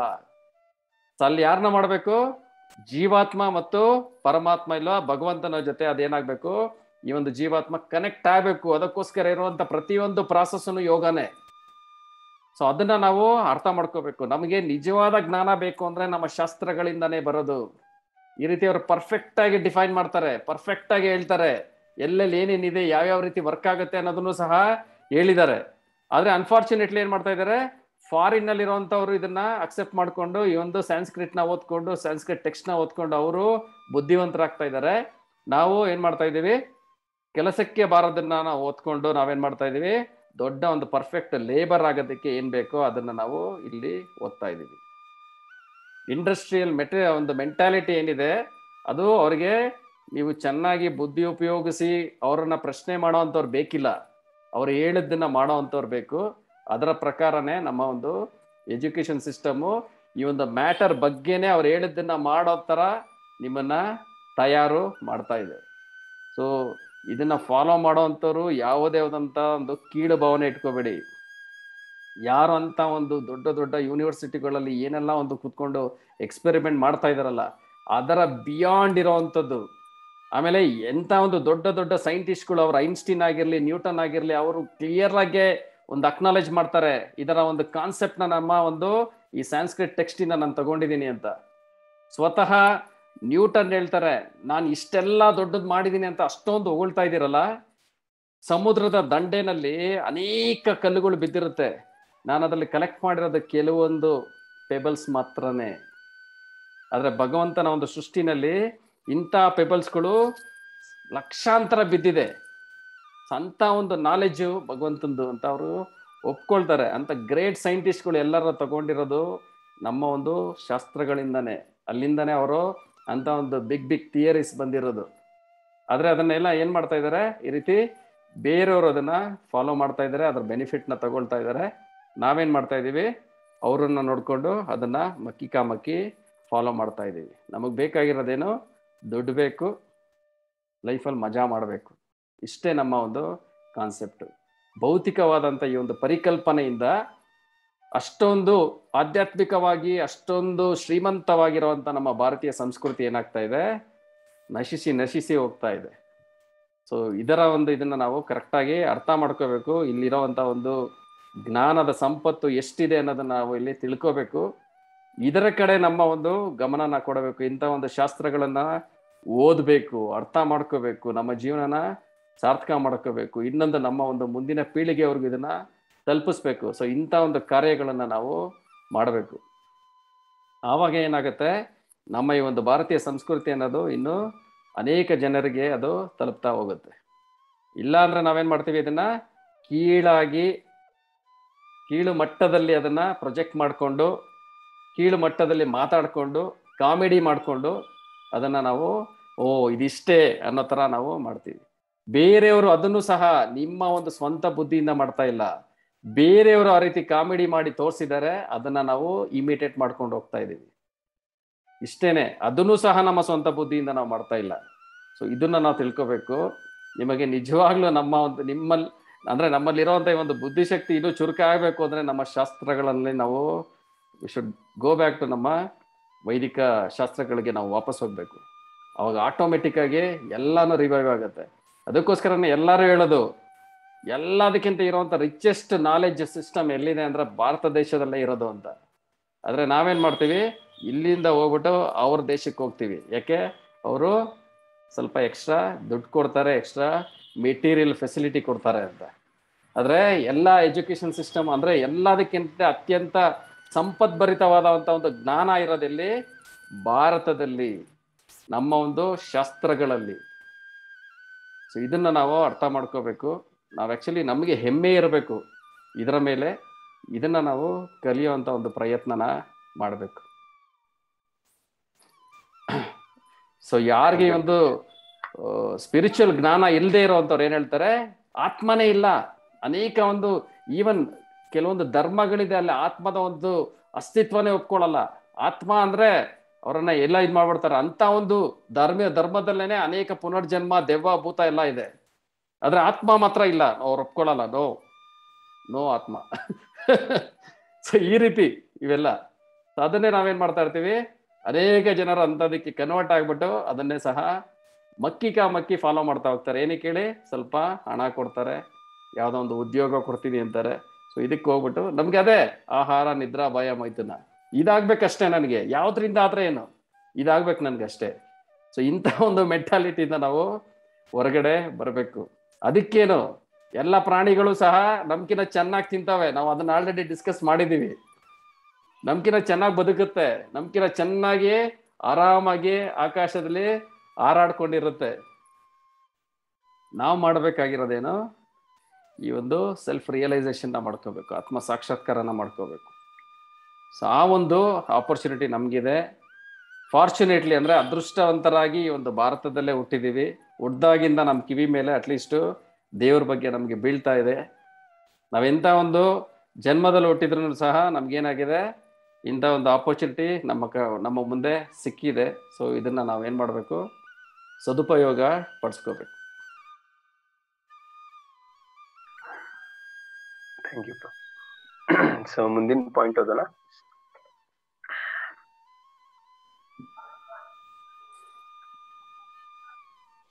ಓದ್ಲಾ ಪ್ರಭು? ಹಾ, ಓದಿ. When the soul passes away from this position, activity of the body activity of the blood generating fusion ceases. Medical science accepts the importance of red corpuscles, but it cannot ascertain that the source of energy is the soul. Medical science, however, does admit that the heart is the seat of all energies of the body. ನಮ್ ಸೋಲ್ ಯಾವಾಗ ಅದ್ರ position ಇಂದ ಹೊಟ್ಟೋಗುತ್ತೋ ಅವಾಗ blood ಏನೇನ್ function ಮಾಡುತ್ತೋ, blood ಏನೇನ್ function ಮಾಡುತ್ತೋ ಅದೆಲ್ಲ complete ಆಗಿ stop ಆಗಿ ಹೋಗುತ್ತೆ. Medical science red blood cells ಅದ್ರ ಬಗ್ಗೆ ಅದ್ರ ಇಂಪಾರ್ಟೆನ್ಸ್ ನೆಲ್ಲ ಕರೆಕ್ಟ್ ಆಗಿ ಹೇಳುತ್ತೆ, ಪ್ಲಸ್ ಅಕ್ಸೆಪ್ಟ್ ಕೂಡ ಮಾಡುತ್ತೆ. ಆದ್ರೆ ಬ್ಲಡ್ ಬರ್ತಿರೋ ಎನರ್ಜಿ ಅಂದ್ರೆ ಆ ಸೆಲ್ಲಿಗೆ ಬರ್ತಿರೋ ಎನರ್ಜಿ ಸೋಲಿಂದನೇ ಬರ್ತಾ ಇದೆ ಅನ್ನೋದನ್ನ ಅಕ್ಸೆಪ್ಟ್ ಮಾಡಲ್ಲ. ಮೆಡಿಕಲ್ ಸೈನ್ಸ್ ಆ ಕೊನೆಗೆ ಏನಂತ ಅಡ್ಮಿಟ್ ಮಾಡ್ತಾರೆ ಅಂದ್ರೆ ನಮ್ ಹಾರ್ಟೇ ಎಲ್ಲಾ ಎನರ್ಜಿ, ಎಲ್ಲಾ ಬಾಡಿಗೆ ಹೋಗೋ ಎನರ್ಜಿನು ಅದೊಂದೇ ಕೊಡೋದು ಅಂತ ಹೇಳ್ತಾರೆ ಪ್ರಭು. Thank you. ಸೊ ಇಲ್ಲಿ ಬಹಳ ಇಂಪಾರ್ಟೆಂಟ್ ಆಗಿ ಪ್ರಭುಪಾದ ಹೇಳ್ತಾ ಇದ್ದಾರೆ ನೋಡಿ, ಎಷ್ಟು ನಮ್ಮ ಸೈಂಟಿಸ್ಟ್ಗಳು ಎಷ್ಟು ಆಕ್ಚುಲಿ ಮುಂದೆ ಹೇಳ್ತಾರೋ ಅವ್ರು ಮೂರ್ಖರು ಅಂತ ಹೇಳ್ತಾರೋ. ಸೊ ಅಂದ್ರೆ ಎಷ್ಟು ಇದಿದಾರೋ ಅವರು ವಿಚಾರ ಮಾಡ್ತಾರೋ, ರಕ್ತ ನಮ್ದು ಪೂರ್ತಿ ಶರೀರನಲ್ಲಿ ರಕ್ತ ಎಲ್ಲಿಂದ ಬರ್ತಾ ಇದೆ, ರಕ್ತ ಸೆಲ್ಸ್ಗಳು white cells, red cells white cells ಎಲ್ಲಿ ಆಗ್ತಾ ಇದೆ. ಸೊ ಅದು ಬಿಕಾಸ್ ಆಫ್ ಹಾರ್ಟ್ ಅಂತ, ಎಲ್ಲ ಹಾರ್ಟ್ ಸೆಲ್ಸ್ ಇವೆಲ್ಲ ಆಗೋದು ಬಿಕಾಸ್ ಆಫ್ ಹಾರ್ಟ್ ಅಂತ. ಸೊ ಹಾರ್ಟ್ ನಿಂದ ಆಗತ್ತೆ ಅಂತ ಎಲ್ಲಾ ಎಕ್ಸೆಪ್ಟ್ ಮಾಡ್ಬಿಡ್ತಾರೆ. ಈ ಸೈಂಟಿಸ್ಟ್ ಏನ್ ವಿಚಾರ ಹೇಳ್ತಾ ಇದ್ರು, ಈ ಕನ್ಕ್ಲೂಷನ್ ನಲ್ಲಿ ಬಂದಿದ್ದಾರೆ ಅಂದ್ರೆ ಹಾರ್ಟ್ ನಿಂದ ಎಲ್ಲ ಆಗ್ತಾ ಇದೆ ಅಂತ. ಸೊ ಅದಕ್ಕೆ ಹಾರ್ಟ್ ಚೆನ್ನಾಗಿರ್ಬೇಕಂತ, ನಿಮ್ಮ ಹಾರ್ಟ್ ಚೆನ್ನಾಗಿರ್ಬೇಕಂತ. ಸೊ ಆದ್ರೆ ಆ ಹಾರ್ಟ್ ಅನ್ನು ನಡೆಸ್ತಾ ಇರೋರು ಯಾರು ಅಂತ ಗೊತ್ತಿಲ್ಲ. ಆಕ್ಚುಲಿ ಹೇಳ್ತಾರೋ ಈ ಎಲ್ಲ ಹಾರ್ಟ್ ಇದೆಯಲ್ಲ, ಸೊ ಒಂದು ಹಾರ್ಟ್ ಅಂದ್ರೆ ಒಂದು ಪಂಪ್ ಮಷಿನ್ ಇದೆ, ಪಂಪ್ ಮಾಡ್ತಾ ಇರುತ್ತೆ ಹಾರ್ಟ್ ಆಟೋಮೆಟಿಕ್. ಸೊ ಪಂಪ್ ಮಾಡೋಕೆ ಕಾರಣ ಏನು? ಸೊ ಪಂಪ್ ಸೈಂಟಿಸ್ಟ್ಗಳು ಹೇಳ್ತಾರೆ, ಯಾಕಂದ್ರೆ ಉಸಿರಾಟ ಮಾಡ್ತಾ ಇದೀವಲ್ಲ, ಉಸಿರಾಟ ಹೋಗ್ತೀವಿ, ಉಸಿರಾಟ ಬಿಡ್ತೀವಿ, ಅದಕ್ಕೆ ಪಂಪ್ ಆಗತ್ತೆ ಅಂತ. ಓಕೆ, ಗಾಳಿ ಅಂತ. ಸೊ ಆದ್ರೆ ಇದು ಪಂಪ್ ಮಷೀನು ಇದಾಗ್ತಾ ಇದೆ, ಅಂದ್ರೆ ಪಂಪ್ ಆಗ್ತಾ ಇದೆ. ಆ ಪಂಪ್ ಆಗೋದ್ರಿಂದ ನಮ್ಮ ರಕ್ತನಲ್ಲಿ ಇರುವಂತ ಇದು ಎಲ್ಲ ನಮ್ದು ಎಲ್ಲ ಇದು ಲೈನ್ಸ್ಗಳು, ರಕ್ತ ನಲಿಗಳು ಎಲ್ಲದಿಂದ ಎಲ್ಲಾ ಕಡೆ ಕನೆಕ್ಟ್ ಆಗಿದೆ. ರಕ್ತ ಎಲ್ಲೆಲ್ಲೆಲ್ಲೆಲ್ಲೇ ಹೋಗ್ಬೇಕು ಅದು ಕರೆಕ್ಟ್ ಆಗಿ ಅಲ್ಲೆಲ್ಲೆಲ್ಲೆಲ್ಲೇ ಕರೆಕ್ಟ್ ಆಗಿ ಹೋಗ್ತಾ ಇದೆ. ಯಾಕಂದ್ರೆ ಈ ಪಂಪಿಂಗ್ ನಿಂದ ರಕ್ತವನ್ನು ಕರೆಕ್ಟ್ ಆಗಿ ಫ್ಲೋ ಆಗಿ ಎಲ್ಲಾ ಕಡೆ ಹೋಗುತ್ತೆ. ಒಂದ್ ಕಡೆ ನಿಂತು ಬಿಟ್ರೆ ಅದು ನಾವೇನಾಗ್ ಬಿಡ್ತೀವಿ, ನಮ್ದು ಏನಂತಾರೆ ಅದಕ್ಕೆ, ನಾವು ಏನದು ಪ್ಯಾರಲೈಸಿಸ್ ಅಂದ್ರೆ ಏನು, ಆ ಪಾರ್ಟ್ ನಲ್ಲಿ ರಕ್ತವನ್ನು ಬರೋದು ಬಂದಾಗಿದೆ, ರಕ್ತ ಸೆಲ್ಸ್ ಗಳನ್ನು ಅಲ್ಲೇ ಬರ್ತಾ ಇಲ್ಲ, ಅದು ಅಲ್ಲೇ ಚೇತನೆ ಬರ್ತಾ ಇಲ್ಲ. ಸೊ ಇದು ಸೈಂಟಿಸ್ಟ್ಗಳು ಎಲ್ಲಾ ಹೇಳ್ತಾ ಇದ್ರು. ಕಾರಣ ಏನು ಅಂದ್ರೆ ಅಲ್ಲೇ ರಕ್ತ ಬರ್ತಾ ಇಲ್ಲ. ರಕ್ತ ಯಾಕೆ ಬರ್ತಾ ಇಲ್ಲ? ಯಾಕಂದ್ರೆ ಪಂಪಿಂಗ್ ಅಲ್ಲಿ ಅಷ್ಟನಕ ಹೋಗ್ತಾ ಇಲ್ಲ. ಆದ್ರೆ ವಿಚಾರ ಮಾಡಿದ್ರೆ ಈ ಪಂಪಿಂಗ್ ಅನ್ನು ಮಾಡ್ತಾ ಇರೋರು ಯಾರು? ಪಂಪಿಂಗ್ ಇಲ್ಲ, ದಿಸ್ ಇಸ್ ಆಟೋಮೆಟಿಕ್ ಆಗತ್ತೆ ಅಂತ ಹೇಳ್ತಾರೆ. ಲಾಸ್ಟ್ ನಲ್ಲಿ ಸೈಂಟಿಸ್ಟ್ ನವ್ರಿಗೆ ಒಂದು ಶಬ್ದ ಸಿಕ್ಬಿಟ್ಟಿದೆ, ಆಟೋಮೆಟಿಕ್ ಅಂತ. ಇದು ಒಂದು ಬಹಳ ಒಳ್ಳೆ ಶಬ್ದ ಅವ್ರಿಗೆ ಸಿಕ್ಬಿಟ್ಟಿದೆ, ಆಟೋಮೆಟಿಕ್. ಏನಾದ್ರೂ ಲಾಸ್ಟ್ ನಲ್ಲಿ ಅವ್ರಿಗೆ ಉತ್ತರ ಸಿಕ್ಕಿಲ್ಲ ಅಂದ್ರೆ ಏನ್ ಹೇಳ್ತಾರೆ ಗೊತ್ತಾ? That is because of automatic ಅಂತ. ಆಕ್ಚುಲಿ ಇವರು ಇನ್ನೂ ತನಕ ಒಂದು ವಸ್ತುನು ಈ ತರ ಕಂಡು ಹಿಡಿದಿಲ್ಲ, ಅದು ಆಟೋಮೆಟಿಕ್ ವರ್ಕ್ ಆಗತ್ತೆ ಅಂತ. ಇನ್ನೂ ತನಕನು ಇಂಥ ಒಂದು ವಸ್ತು ಇದೆಯಾ, ನಿಮ್ಗೆ ಗೊತ್ತಿದೆಯಾ? ಯಾವ್ದಾದ್ರು ವಸ್ತು ಆಟೋಮೆಟಿಕ್, ಯಾವ್ದು ಸಹಾಯ ಇದ್ದಲೆ, ಯಾವ್ದು ಎನರ್ಜಿ ಇದ್ದಲೆ, ಮನುಷ್ಯ ಟಚ್ ಮಾಡದೆ ಯಾವ್ದು ಓಡುವಂತ ಯಾವ್ದಾದ್ರು ಇದಿದೆಯಾ ಉಪಕರಣ ಇದೆಯಾ? ಯಾವ್ದೂ ಇಲ್ಲ. ಆದ್ರೆ ಇವ್ರು ವಿಚಾರ ಮಾಡ್ತಾರೋ ಈ ಸೃಷ್ಟಿ ಎಲ್ಲ this is because of automatic going on. ಎಲ್ಲ ಸೂರ್ಯ ಚಂದ್ರ ಆಟೋಮೆಟಿಕ್ ಕಮ್ಮಿಂಗ್ ಅಂಡ್ ಗೋಯಿಂಗ್ ಅಂತ ಎಲ್ಲವನ್ನು ತಿರುಗ್ತಾ ಇದೆ. ಸೂರ್ಯ ಕರೆಕ್ಟ್ ತಿರುಗ್ತಾ ಇದ್ದಾನು, ಕರೆಕ್ಟ್ ಪೃಥ್ವಿ ಹೆಂಗೆ ಕರೆಕ್ಟ್ ಆಟೋಮೆಟಿಕ್ ಆಗಿ ಸ್ಲೋ ಆಗಿ, ಜಾಸ್ತಿ ಸ್ಲೋ ಆಗು ತಿರುಗ್ತಾ ಇಲ್ಲ, ಜಾಸ್ತಿ ಫಾಸ್ಟ್ ಆಗು ತಿರುಗ್ತಾ ಇಲ್ಲ. ಅದು automatic, this is automatic, all is automatic, ಎಲ್ಲವನ್ನೂ ಆಟೋಮೆಟಿಕ್. ಸೊ ಅಂದ್ರೆ ಏನು, ಎಲ್ಲೇ ಇವ್ರಿಗೆ ಪ್ರಶ್ನೆದ ಉತ್ತರ ಸಿಗೋದಿಲ್ಲ, ಅವ್ರು ಅಲ್ಲೇ ಒಂದು ಆ ಉತ್ತರಕ್ಕೆ ಒಂದು ಹೇಳ್ತಾರೋ ಆಟೋಮೆಟಿಕ್ ಅಂತ. ಆದ್ರೆ ಆ ಮೂರ್ಖರ ತರ ವಿಚಾರ ಮಾಡ್ತಾ ಇರೋರು ಇಷ್ಟು ಅವ್ರಿಗೆ ಅರಿವಾಗುದಿಲ್ಲ. ಆಟೋಮೆಟಿಕ್ ಶಬ್ದಾನೇ ಎಲ್ಲೂ ಇಲ್ಲ ಅಂದೆ. ಆಟೋಮೆಟಿಕ್ ಅಂದ್ರೆ there is some one we don't know is there and he is handling that. That is things automatic ಅಂದ್ರೆ. ಸೊ ಇಲೆಕ್ಟ್ರಿಕ್ ಹೆಂಗೆ ಮೆಟ್ರೋ ಟ್ರೈನ್ ಓಡ್ತಾ ಇದೆ ಅಂದ್ರೆ ಆಟೋಮೆಟಿಕ್ ಅಲ್ಲೇ ಇಲೆಕ್ಟ್ರಿಕ್ ಒಬ್ನು ಕುಂತಿ ಅಲ್ಲೇ ಆಪರೇಟ್ ಮಾಡ್ತಾ ಇದ್ದಾನ, ಅದಕ್ಕೆ ಓಡ್ತಾ ಇದೆ. ಇಲೆಕ್ಟ್ರಿಕ್ ವ್ಯಾನ್ಗಳು ಓಡ್ತಾ ಇದೆ, ಆಟೋಮೆಟಿಕ್ ಓಡೋದಿಲ್ಲ, ಅದಕ್ಕೆ ಒಬ್ನು ಮೇಲಿಂದ ಮೇಂಟೈನರ್ ಇದ್ದಾರೋ. ಇನ್ನು ಒಂದು ಕಾರ್ ಕ್ರಿಯೇಟ್ ಮಾಡಿದಾರೆ ಈಗ, ಏನದು ಆಟೋಮೆಟಿಕ್ ಓಡುತ್ತೆ ಅಂತೆ. ಆಟೋಮೆಟಿಕ್ ಅದಕ್ಕೆ ಏನು ಕೊಡೋದು, ಜಸ್ಟ್ ಹೇಳ್ಬೇಕಷ್ಟೇ, ಅದಕ್ಕೆ ಜಸ್ಟ್ ಹೇಳಿದ್ರೆ ಸಾಕು, ಆಟೋಮೆಟಿಕ್ ಹೋಗುತ್ತೆ. ಆದ್ರೆ ಎನರ್ಜಿ ಬೇಕಲ್ಲ, ಅದು ಕಾರ್ಗೂ ಎನರ್ಜಿ ಯಾರು ಕೊಡ್ತಾ ಇದ್ರು? ಆಟೋಮೆಟಿಕ್ ಯಾವ್ದು ಆಗೋದಿಲ್ಲ. Energy most important. ಇವೆಲ್ಲ ಒಂದು ನಡಿಬೇಕಂದ್ರೆ ಎನರ್ಜಿ ಬೇಕು. ಸೊ ಸಿಂಪಲ್ ಥಿಂಗ್ಸ್, ಈ ಹಾರ್ಟ್ ವನ್ನು ಪ್ರಭುಪಾದ್ ಹೇಳ್ತಾ ಇದಾರಲ್ಲ, ನಮ್ ಸೈಂಟಿಸ್ಟ್ ಗಳು ಈ ಹಾರ್ಟ್ ನಲ್ಲಿ ಬಂದ್ಬಿಟ್ಟು ನಿಂತು ಬಿಟ್ಟಿದ್ದಾರೆ. ಹಾರ್ಟ್ ಏ ಸೋರ್ಸ್ ಅಂತ, this is the source of all the things ಅಂತ. ಅಷ್ಟಾದ್ರೂ ಮುಟ್ಟಿದಾರಲ್ಲ, ಅದೇ ಒಂದು ಸೌಭಾಗ್ಯ. ಹಾರ್ಟ್ ಆದ್ರೂ ಮುಟ್ಟಿದಾರೋ, ಇಲ್ಲಾಂದ್ರೆ ಬ್ರೈನ್, ಇಲ್ಲಾಂದ್ರೆ ಕೈ, ಇಲ್ಲಾಂದ್ರೆ ಕಾಲ್ ತರ ಮುಟ್ಟಿಲ್ಲ, ಹಾರ್ಟ್ ತರ ಆದ್ರೂ ಮುಟ್ಟಿದಾರೋ, ಅದು ಒಂದು ಸೌಭಾಗ್ಯ. ಬಟ್ ಹಾರ್ಟ್ ಯಾಕೆ ವರ್ಕ್ ಆಗುತ್ತೆ, ಹಾರ್ಟ್ ಯಾಕೆ ಪಂಪಿಂಗ್ ಮಾಡ್ತಾ ಇದೆ? Because there is a soul. Because of the soul ತನ್ನ ಶಕ್ತಿನಿಂದ, ತನ್ನ ಎನರ್ಜಿನಿಂದ ಇದು ಹಾರ್ಟ್ ಪಂಪ್ ಆಗುತ್ತೆ. ಸೊ ಆ ಪಂಪಿಂಗ್ ನಿಂದ ಪೂರ್ತಿ ರಕ್ತ ಸೆಲ್ಗಳನ್ನು ಎಲ್ಲಾ ಕಡೆ ಹರಡಿ ನಮ್ಗೆಲ್ಲ ಕರೆಕ್ಟ್ ವಾಗಿ ಅರಿವಾಗುತ್ತೆ, ಎಲ್ಲವನ್ನು ಗೊತ್ತಾಗುತ್ತೆ. ಅಂದ್ರೆ ಚೇತನೆ, ಆತ್ಮ ಇದೆ, ಅದ್ರ ಸಲುವಾಗಿ ಇವೆಲ್ಲವನ್ನು ಆಕ್ಟಿವ್ ಇದೆ. ಸೊ ಇದನ್ನು ಸಿಂಪಲ್ ಫಾರ್ಮುಲಾ, ಸಿಂಪಲ್ ವನ್ನು ಅವರು ಅಂಡರ್ಸ್ಟ್ಯಾಂಡ್ ಮಾಡ್ಕೊಳ್ಳೋದಿಲ್ಲ. ಯಾಕೆಂದ್ರೆ ಅವ್ರಿಗೆ ಅದು ಕಾಣಿಸ್ಬೇಕಲ್ಲ. ಇವರು ಹಾರ್ಟ್ ವನ್ನು ಕಟ್ ಮಾಡಿ ನೋಡಿದ್ರು, ಅದ್ರಾಗ ಇರ್ಲೇ ಇಲ್ಲ. ಕಟ್ 2 ಪೀಸ್ ಮಾಡಿ ಇಲ್ಲ, nothing is there, only cut ಮಾಡಿ ನೋಡಿದ್ಮೇಲೆ ಅವ್ರಿಗೆ ಗೊತ್ತಾಯ್ತು ಏನು ಇಲ್ಲ ಅದ್ರಾಗ, ಜಸ್ಟ್ ರಕ್ತ ಇದೆ, ಮತ್ತೆ 2-3 ಕನೆಕ್ಷನ್ ಇದೆ ಅಂತ. Because they not understanding that. ಆದ್ರೆ ಆ ಆತ್ಮ ನಮ್ಮ ಕಣ್ಣಿಗೆ ಕಾಣಿಸುವಂತ ಇಷ್ಟು ಸೂಕ್ಷ್ಮವಾದ ಅಂತ ವಸ್ತು ಅಲ್ಲ, ಸಚ್ಚಿದಾನಂದ ಸ್ವರೂಪವಾಗಿದಂತ ಇದು. ಸೊ ಅಂಥ ಸಚ್ಚಿದಾನಂದ ಸ್ವರೂಪವಾಗಿದಂತ ಇಂಥ ಆತ್ಮನಿಗೆ ಇವ್ರಿಗೆ ಹಾರ್ಟ್ ನಲ್ಲಿ ಕುಂತಿದೆ ಅಂತ ಶಾಸ್ತ್ರ ಹೇಳುತ್ತೆ. ಹಾರ್ಟ್ ನಲ್ಲಿ ಕುಂತು ತನ್ನ ಎನರ್ಜಿಯನ್ನು ಸ್ಪ್ರೆಡ್ ಮಾಡ್ತಾ ಇದೆ ಅಂತ ಹೇಳ್ತಾರೆ. ಸೊ ಆಕ್ಚುಲಿ ಸತ್ತಿದ್ಮೇಲೆ ಮೋಸ್ಟ್ ಇಂಪಾರ್ಟೆಂಟ್ ಚೆಕ್ ಮಾಡ್ತಾರೆ, ಏನ್ ಗೊತ್ತಾ? ಅಷ್ಟು ಚೆಕ್ ಮಾಡ್ತಾರ, ಇದು ಹೊಡಿತಾ ಇದೆಯಲ್ಲೋ ಅಂತ ನೋಡ್ತಾರ. ಏನದು ಹಾರ್ಟ್ ಸ್ವಲ್ಪ ಎಗರ್ತಾ ಇದೆಯಲ್ಲೋ ಅಂತ ನೋಡ್ತಾರ. ಯಾವಾಗ ಅದು ಜಾಸ್ತಿ ಏನಾದ್ರು ಪ್ರಾಬ್ಲಮ್ ಆಯ್ತು, ಮನುಷ್ಯ ಸತ್ತೇ ಬಿಡ್ತಾ ಇದ್ದಾನ, ಅವಾಗ ಹಾರ್ಟ್ಗೆ ಏನ್ ಮಾಡ್ತಾರೋ ಜಾಸ್ತಿ ಪ್ರೆಷರ್ ಅಂದ್ರೆ ಏನಂತಾರೋ ಕರೆಂಟ್ ವನ್ನು ಕೊಟ್ಟು ಮತ್ತೆ ಸ್ಟಾರ್ಟ್ ಮಾಡುವಂತ ಪ್ರಯತ್ನ ಪಡ್ತಾರೋ. ಅರ್ಥ ಇದ್ರಲ್ಲ, ಮತ್ತೆ ಸ್ಟಾರ್ಟ್ ಮಾಡುವಂತ ಪ್ರಯತ್ನ ಪಡ್ತಾರೋ. ಆದ್ರೆ ಇನ್ನೂ ತನಕನೂ ಇವ್ರಿಗೆ ಇನ್ನೊಂದು ಇಂತಹ ಉಪಕರಣ ಸಿಕ್ಕಿಲ್ಲ. ಅದು ಹಾರ್ಟ್ ವನ್ನು ಆಟೋಮೆಟಿಕ್ ವರ್ಕ್ ಆಗುವಂತ ಇನ್ನೂ ತನಕ ಇವ್ರಿಗೆ ಏನು ಸಿಕ್ಕಿಲ್ಲ. ಆಟೋಮೆಟಿಕ್ ಹಾರ್ಟ್ ವನ್ನು ಪಂಪ್ ಆಗ್ಬೇಕು, ಆಟೋಮೆಟಿಕ್ ಕನೆಕ್ಟ್ ಆಗ್ಬೇಕು. ಏನು ಇನ್ನೂ ತನಕ ಅವ್ರಿಗೆ ಇಂಥ ಉಪಕರಣ ಇವರು ಕಂಡಿಡ್ದಿಲ್ಲ. ಆಟೋಮೆಟಿಕ್ ಅದು ಹೇಳ್ತಾರಲ್ಲ, ಈಗ ಆಟೋಮೆಟಿಕ್ ವರ್ಕ್ ಆಗ್ತಾ ಇದೆ ಅಂತ.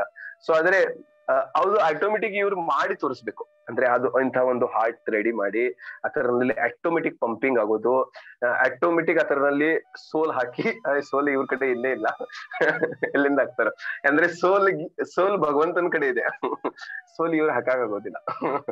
ಸೊ ಇವ್ರು ಎಷ್ಟು ಪ್ರಯತ್ನ ಪಟ್ರನು ಈ ಭೌತಿಕ ವಸ್ತುನಿಂದ ಎಲ್ಲವನ್ನು ಮ್ಯಾನುಫ್ಯಾಕ್ಚರ್ ಆಗ್ಬಹುದು. ಅಂದ್ರೆ ಕಣ್ಣುವನ್ನು ಮ್ಯಾನುಫ್ಯಾಕ್ಚರ್ ಆಗ್ಬಹುದು, ಇಲ್ಲ ಅಂದ್ರೆ ಮೂಗು ಮಾಡ್ಬಹುದು, ಹಲ್ಲು, ಎಲ್ಲವನ್ನು ಮ್ಯಾನುಫ್ಯಾಕ್ಚರ್ ಆಗ್ಬಹುದು. ಆದ್ರೆ ಇದರಲ್ಲಿ ಬರುವಂತ ಎನರ್ಜಿ, ಅಂದ್ರೆ ಆ ಕಣ್ಣಿಗೆ ನಡೆಸುವಂತ ಎನರ್ಜಿ, ಅದು ಕೊಡೋದು ಅಸಂಭವ ಇವ್ರಿಗೆ. ಅದು ಕೊಡೋದು ಆತ್ಮನ ಶಕ್ತಿನಿಂದ ಇವೆಲ್ಲ ವರ್ಕ್ ಆಗುತ್ತೆ. ಸೊ ಅದು ಪ್ರಭುಪಾದ್ ಹೇಳ್ತಾ ಇದ್ದರು, ಸೈಂಟಿಸ್ಟ್ ಗಳು ಅದನ್ನು ಅರ್ಥ ಮಾಡ್ಕೊಳ್ಳೋದಿಲ್ಲಂತ. ಸೊ ಅವ್ರದ್ದೆಲ್ಲ ಇಲ್ಲಿ ನಿಂತು ಬಿಟ್ಟಿದೆ, ಸೈಂಟಿಫಿಕ್ ರಿಸರ್ಚ್ ಇವೆಲ್ಲ ತೆಗೆದೋದ್ರು ಇಲ್ಲಿ ನಿಂತು ಬಿಟ್ಟಿದೆ ಅಂತ ಅದು ರಿಸರ್ಚ್. ಸೊ ನಾವು ಅರ್ಥ ಮಾಡ್ಕೋಬೇಕು, ನಾವು ಅದ್ರ ತಿಳ್ಕೊಬೇಕು. ಸೊ ಆಕ್ಚುಲಿ ನಮ್ಮ ಸಿಂಪಲ್ ಜ್ಞಾನದಿಂದ ಅರ್ಥ ಆಗತ್ತೆ.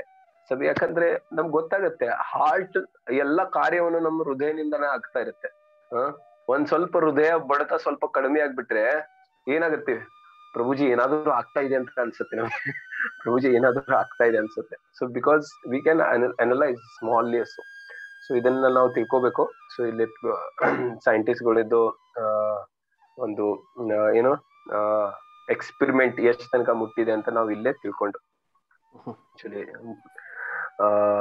ಮುಂದೆ ಹೋಗೋಣ ಪ್ರಭು. ಲಾಸ್ಟ್ ಪಾಯಿಂಟ್ ಇದೆಯಲ್ಲ? ಇದು ಲಾಸ್ಟ್ ಪಾಯಿಂಟ್. ಹಾ ಸರ್. ಓಕೆ. ಒಂದು ಆಕ್ಚುಲಿ ಈ ಒಂದು ಸಂದರ್ಭದಲ್ಲಿ ಒಂದು ಇದು ನೆನಪು ಬರ್ತಾ ಇದೆ. ಗುರುರಾಜ್ ಕರ್ಜಗಿ ಅವರು ಇದನ್ನ ಹೇಳಿದ್ರು. ಅವರ ಫ್ರೆಂಡ್ ಅವರು ಗುಜರಾತ್ ಅಲ್ಲೇ ಇರ್ಬೇಕು. ಅವರು is a big the great heart surgeon. ಅವರು ಅವ್ರ ಲೈಫಲ್ಲಿ ಆಲ್ಮೋಸ್ಟ್ 55-60 years ಇದರಲ್ಲಿ ಇದ್ರು. ಅವರು ಎಷ್ಟೊಂದು ಇದನ್ನ ಸರ್ಜರಿಗಳನ್ನ ಅವರು ಮಾಡಿದ್ರಂತೆ. ಅನೇಕ ಅಂದ್ರೆ ಅದು ಸ್ಪೆಷಲಿಸ್ಟ್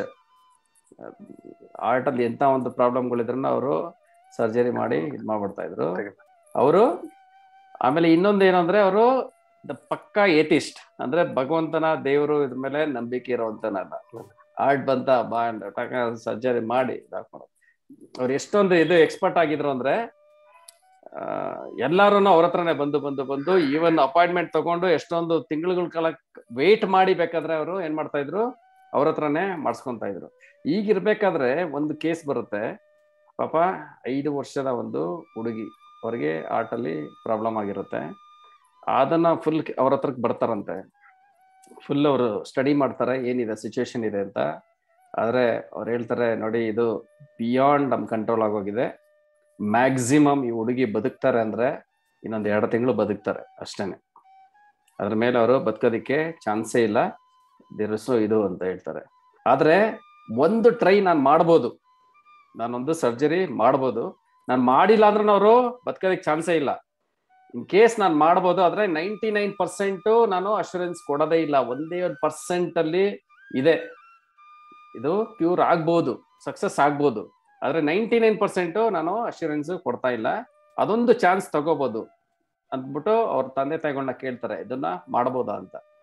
ಆದ್ರೆ ಅವ್ರ ತಂದೆ ತಾಯಿಗಳು ಯೋಚನೆ ಮಾಡ್ತಾರೆ, ಇದಕ್ಕೆ ಎಷ್ಟು ದುಡ್ಡು ಖರ್ಚಾದ್ರೂ ಪರವಾಗಿಲ್ಲ, ಅದ್ರಲ್ಲಿ ಏನಿಲ್ಲ. ಆದ್ರೆ ಅವ್ರು ಯೋಚನೆ ಮಾಡೋದು, ಎನಿವೇ ಅವ್ರು ಮಾಡಿಲ್ಲ ಅಂದ್ರೆ 2 ತಿಂಗಳಲ್ಲಿ ಆ ಮಗು ಉಳಿಯಲ್ಲ. ಇನ್ ಕೇಸ್ ಟ್ರೈ ಮಾಡೋಣ, ಆ 1% ಅಲ್ಲಿ ಮಗು ಉಳಿದ್ರು ಉಳಿಬೋದು ಅನ್ನೋವಂಥ ಒಂದು ಹೋಪಿಂದ ಅವ್ರೇನ್ ಮಾಡ್ತಾರೆ, ನೀವು ಒಂದು ಸರ್ಜರಿನ ಮಾಡಿ ಅಂತ ಹೇಳ್ತಾರೆ.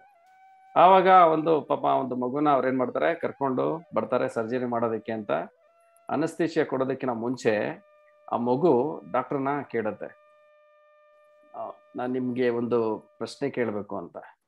ಅವರು ಡಾಕ್ಟರ್ ಅನ್ಕೊಂತಾರೆ, ಪಾಪ ಇವ್ರಿಗೆ ಒಂದು ಆಪರೇಷನ್ ಮಾಡೋದಕ್ಕೆ ಹೋಗ್ತಾ ಇದ್ದೀನಿ, ತುಂಬಾ ಭಯ ಆಗಿರ್ಬೇಕು, ಅದಕ್ಕೆ ಏನೋ ಒಂದು ಪ್ರಶ್ನೆನ ಕೇಳಬೇಕು ಅಂತ ಬರ್ತಾ ಇದೆ ಅಂತ. ಆದ್ರೆ ಮಗು ಏನ್ ಕೇಳುತ್ತೆ ಗೊತ್ತಾ, ನಮ್ಮಮ್ಮ ನನ್ಗೆ ಯಾವಾಗ್ಲೂ ಹೇಳ್ತಾ ಇದ್ರು, ನನ್ನ ಹಾರ್ಟ್ ಅಲ್ಲಿ ಭಗವಂತ ಇರ್ತಾನಂತೆ. ನೀವು ಈಗ ನನಗೆ ಹಾರ್ಟ್ನ ಓಪನ್ ಮಾಡಿ ಸರ್ಜರಿ ಮಾಡ್ತಾ ಇದ್ದೀರಲ್ಲ, ಓಪನ್ ಮಾಡಿದಾಗ ಆ ಭಗವಂತ ಹೆಂಗಿದಾನೆ ಅಂತ ನೋಡ್ಬಿಟ್ಟು ನನಗೆ ಹೇಳಿ. ಸರ್ಜರಿ ಆದ್ಮೇಲೆ ನನಗೆ ಆ ಭಗವಂತ ಹೆಂಗಿದಾನೆ ಅಂತ ನೋಡ್ಬಿಟ್ಟು ಹೇಳಿ, ನಾನು ಅವ್ರ ಬಗ್ಗೆ ತಿಳ್ಕೋಬೇಕು ಅಂತ ಹೇಳ್ತಾರೆ. ಅವ್ರಿಗೆ ಏನ್ ಹೇಳ್ಬೇಕು ಗೊತ್ತಾಗಲ್ಲ ಕೇಳೋದಕ್ಕೆ. ಸೊ ಅವ್ರೇನ್ ಮಾಡ್ತಾರೆ, ಆಯ್ತು ಅಂದ್ಬಿಟ್ಟು ಅವ್ರನ್ನ ಕರ್ಕೊಂಡು ಹೋಗ್ತಾರೆ, ಅನಸ್ತೇಶಿಯಾ ಕೊಡ್ತಾರೆ, ಸರ್ಜರಿ ಶುರು ಮಾಡ್ತಾರೆ. ದ ಲಾಂಗೆಸ್ಟ್ ಸರ್ಜರಿ ಅಂತ 8 to 10 hours ಆಗತ್ತ.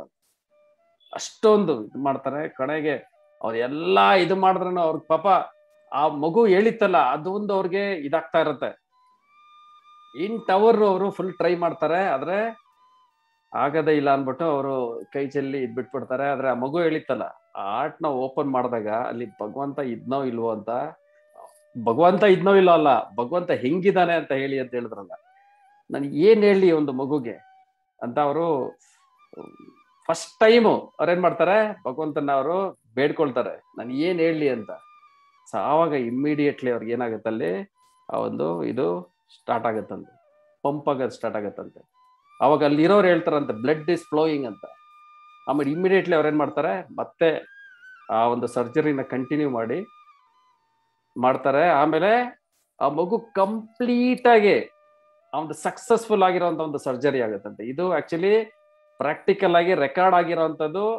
ಡಾಕ್ಟರ್ ಗುರುರಾಜ್ ಕರ್ಜಗಿ ಇದಾರಲ್ಲ, ಅವ್ರ ಫ್ರೆಂಡ್ ಅವ್ರ ಹತ್ರ ಮಾತಾಡಿ ಅವ್ರ ಹತ್ರ ತಿಳ್ಕೊಂಡು ನಮ್ಗೆಲ್ಲರಿಗೂ ಹೇಳಿರೋಂಥ ಒಂದು ಇದು ಕೇಸ್. ಇದು ಬ್ಲಡ್ ಫ್ಲೋ ಆಗೋದಕ್ಕೆ ಶುರು ಆಗುತ್ತಂತೆ. ಆಮೇಲೆ ಅವರು ಆ ಒಂದು ಸರ್ಜರಿನೂ ಕಂಪ್ಲೀಟ್ ಮಾಡ್ತಾರೆ ಆ ಮಗು. ಆಮೇಲೆ ಸಂಪೂರ್ಣವಾಗಿ ಅವರು ಗುಣಮುಖ ಆಗ್ತಾರೆ. ಆವಾಗ ಅವರು ಆಕ್ಚುಲಿ ಹೇಳ್ತಾರೆ, ನನ್ನ ಒಂದು ಜೀವನದಲ್ಲಿ ಇಷ್ಟು ದಿನ ನಾನೇ ಎಲ್ಲ ಸರ್ಜರಿ ಮಾಡ್ತಾ ಇದ್ದೀನಿ ಅಂತ ಅನ್ಕೊಳ್ತಾ ಇದೆ. ಆಕ್ಚುಲಿ ಆ ಒಂದು ವೇನ್ಸ್ ಒಳಗಡೆ ಬ್ಲಡ್ ನ ಫ್ಲೋ ಮಾಡಿಸೋನು ಮೇಲ್ಗಡೆ ಇದ್ದಾನೆ. ಆವತ್ತಿಂದ ಅವರ ಕ್ಲಿನಿಕ್ ಅಲ್ಲೇ ದೇವ್ರ ಫೋಟೋ ಹಾಕೋದಕ್ಕೆ ಶುರು ಮಾಡ್ತಾರೆ. ಅವರು ಕ್ಲಿಯರ್ ಆಗಿ ಹೇಳ್ತಾರೆ, ಇನ್ ಮುಂದೆ ನಾನು ಏನೇ ಒಂದು ಸರ್ಜರಿ ಮಾಡಿದ್ರು ಫಸ್ಟ್ ಅವನ ಹತ್ರ ಬೇಡ್ಕೊಳ್ತೀನಿ. ಸೊ ಅವನು ಹೇಳಿದ್ರೆ, ಅವನು ಕೊಟ್ರೆ ಅವಾಗ ಫ್ಲೋ ಆಗತ್ತೆ ಬ್ಲಡ್ ಅಲ್ಲಿ. ಅವನು ಒಪ್ಕೊಳ್ಳಿಲ್ಲ ಅಂದ್ರೆ ಅದು ಫ್ಲೋ ಆಗಲ್ಲ. ಸೊ ಅದಕ್ಕೋಸ್ಕರ ನಾನು ಅವ್ರನ್ನ ಪ್ರೇಯರ್ ಮಾಡ್ಬಿಟ್ಟು ಅವ್ರದ್ದು ಪ್ರತಿಯೊಂದು ನೆಕ್ಸ್ಟ್ ಸರ್ಜರಿ ಮಾಡೋದಕ್ಕೆ ಹೋಗ್ತೀನಿ ಅಂತ ಒಂದು ಟ್ರಾನ್ಸ್ಫಾರ್ಮೇಶನ್ ಆಗುತ್ತೆ. ಅದು ಆಕ್ಚುಲಿ ಆರ್ಟ್ ಸರ್ಜನ್ ಹೇಳಿರೋಂಥ ಅವರ ಎಕ್ಸ್ಪೀರಿಯನ್ಸ್ ನ ಶೇರ್ ಮಾಡಿರೋ ಅಂಥದ್ದು. ಇದು ಫ್ಯಾಕ್ಟ್ ಇರೋದು.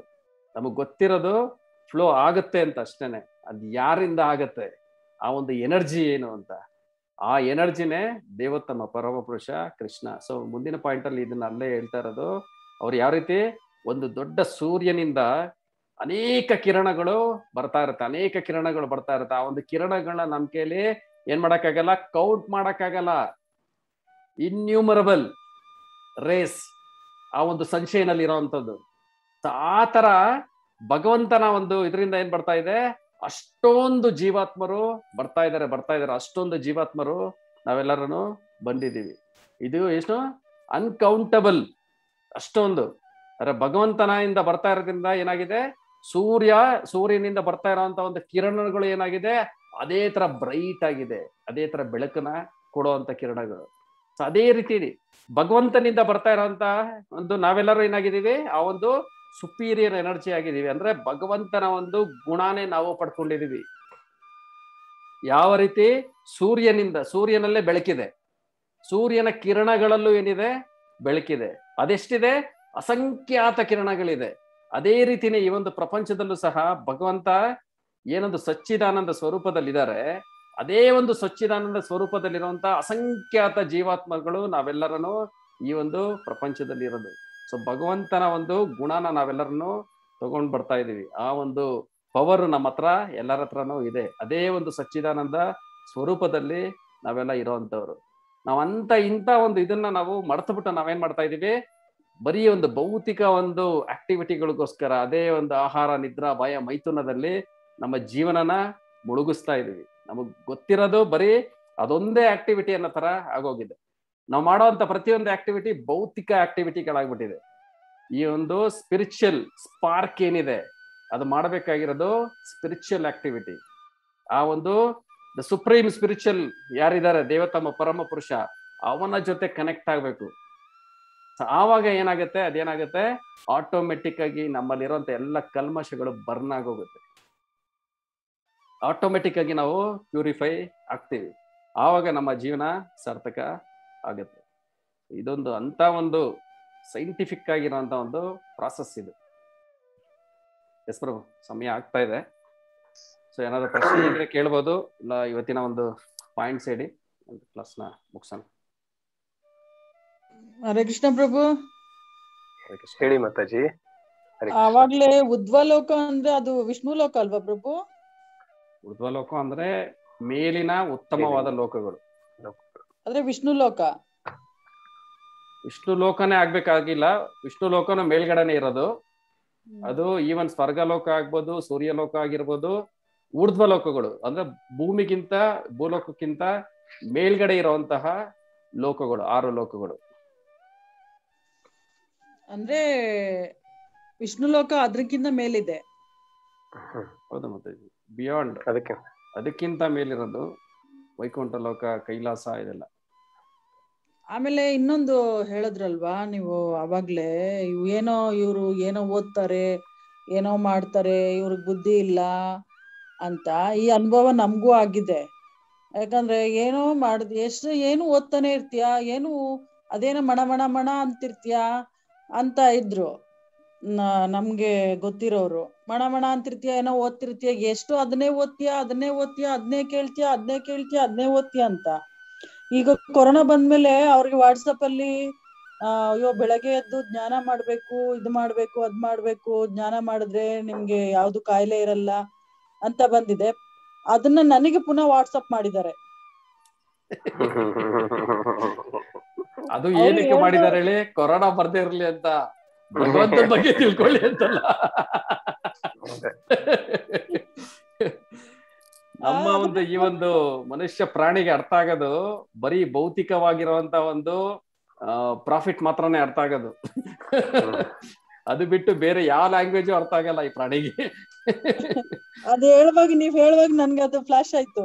ಸೊ ಇದು ನನಗೂ ಅನುಭವ ಆಗಿದೆ. ನೀನು ಏನು ಓದ್ತಾನೆ ಇರ್ತೀಯ, ಎಷ್ಟು ಓದ್ತೀಯ ಅದನ್ನೇ ಓದ್ತಿರ್ತೀಯ, ಅದೆಷ್ಟು ಕೇಳ್ತಾ ಇರ್ತೀಯ, ಅದೆಷ್ಟು ಇದ್ ಮಾಡ್ತಿರ್ತೀಯ ಅಂತ.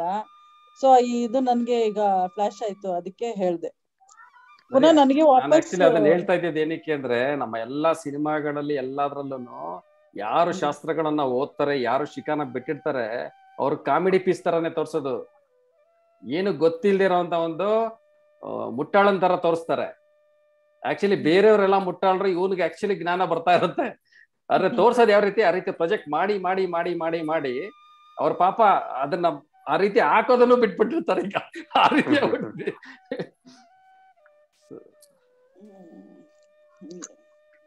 ಬೆಳಗ್ಗೆ ಎದ್ದೋಳ್ತೀಯಾ, ಮಲ್ಕೋ, ಏನು ಬೆಳಗ್ಗೆನೆ ಎದ್ದೋಳ್ತೀಯಾ, 5 ಗಂಟೆಗೆ ಎದ್ದೋಳ್ತೀಯಾ, ಯಾಕೆ ಹಿಂಗ್ ಮಾಡ್ತೀಯ?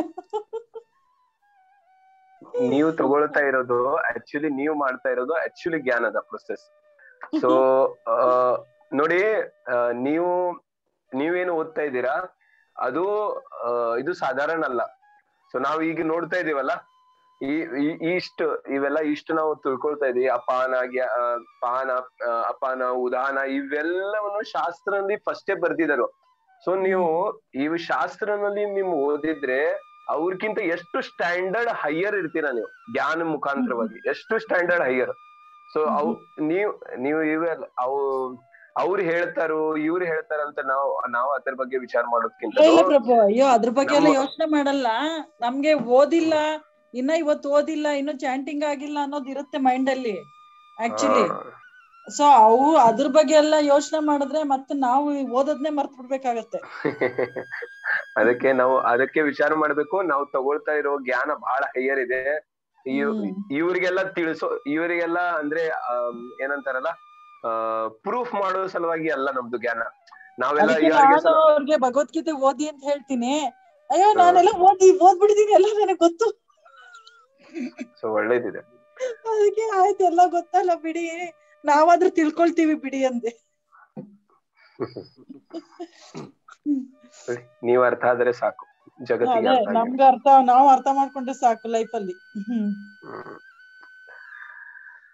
ಓಕೆ, ಮತ್ತೆ ಹರೇ ಕೃಷ್ಣ.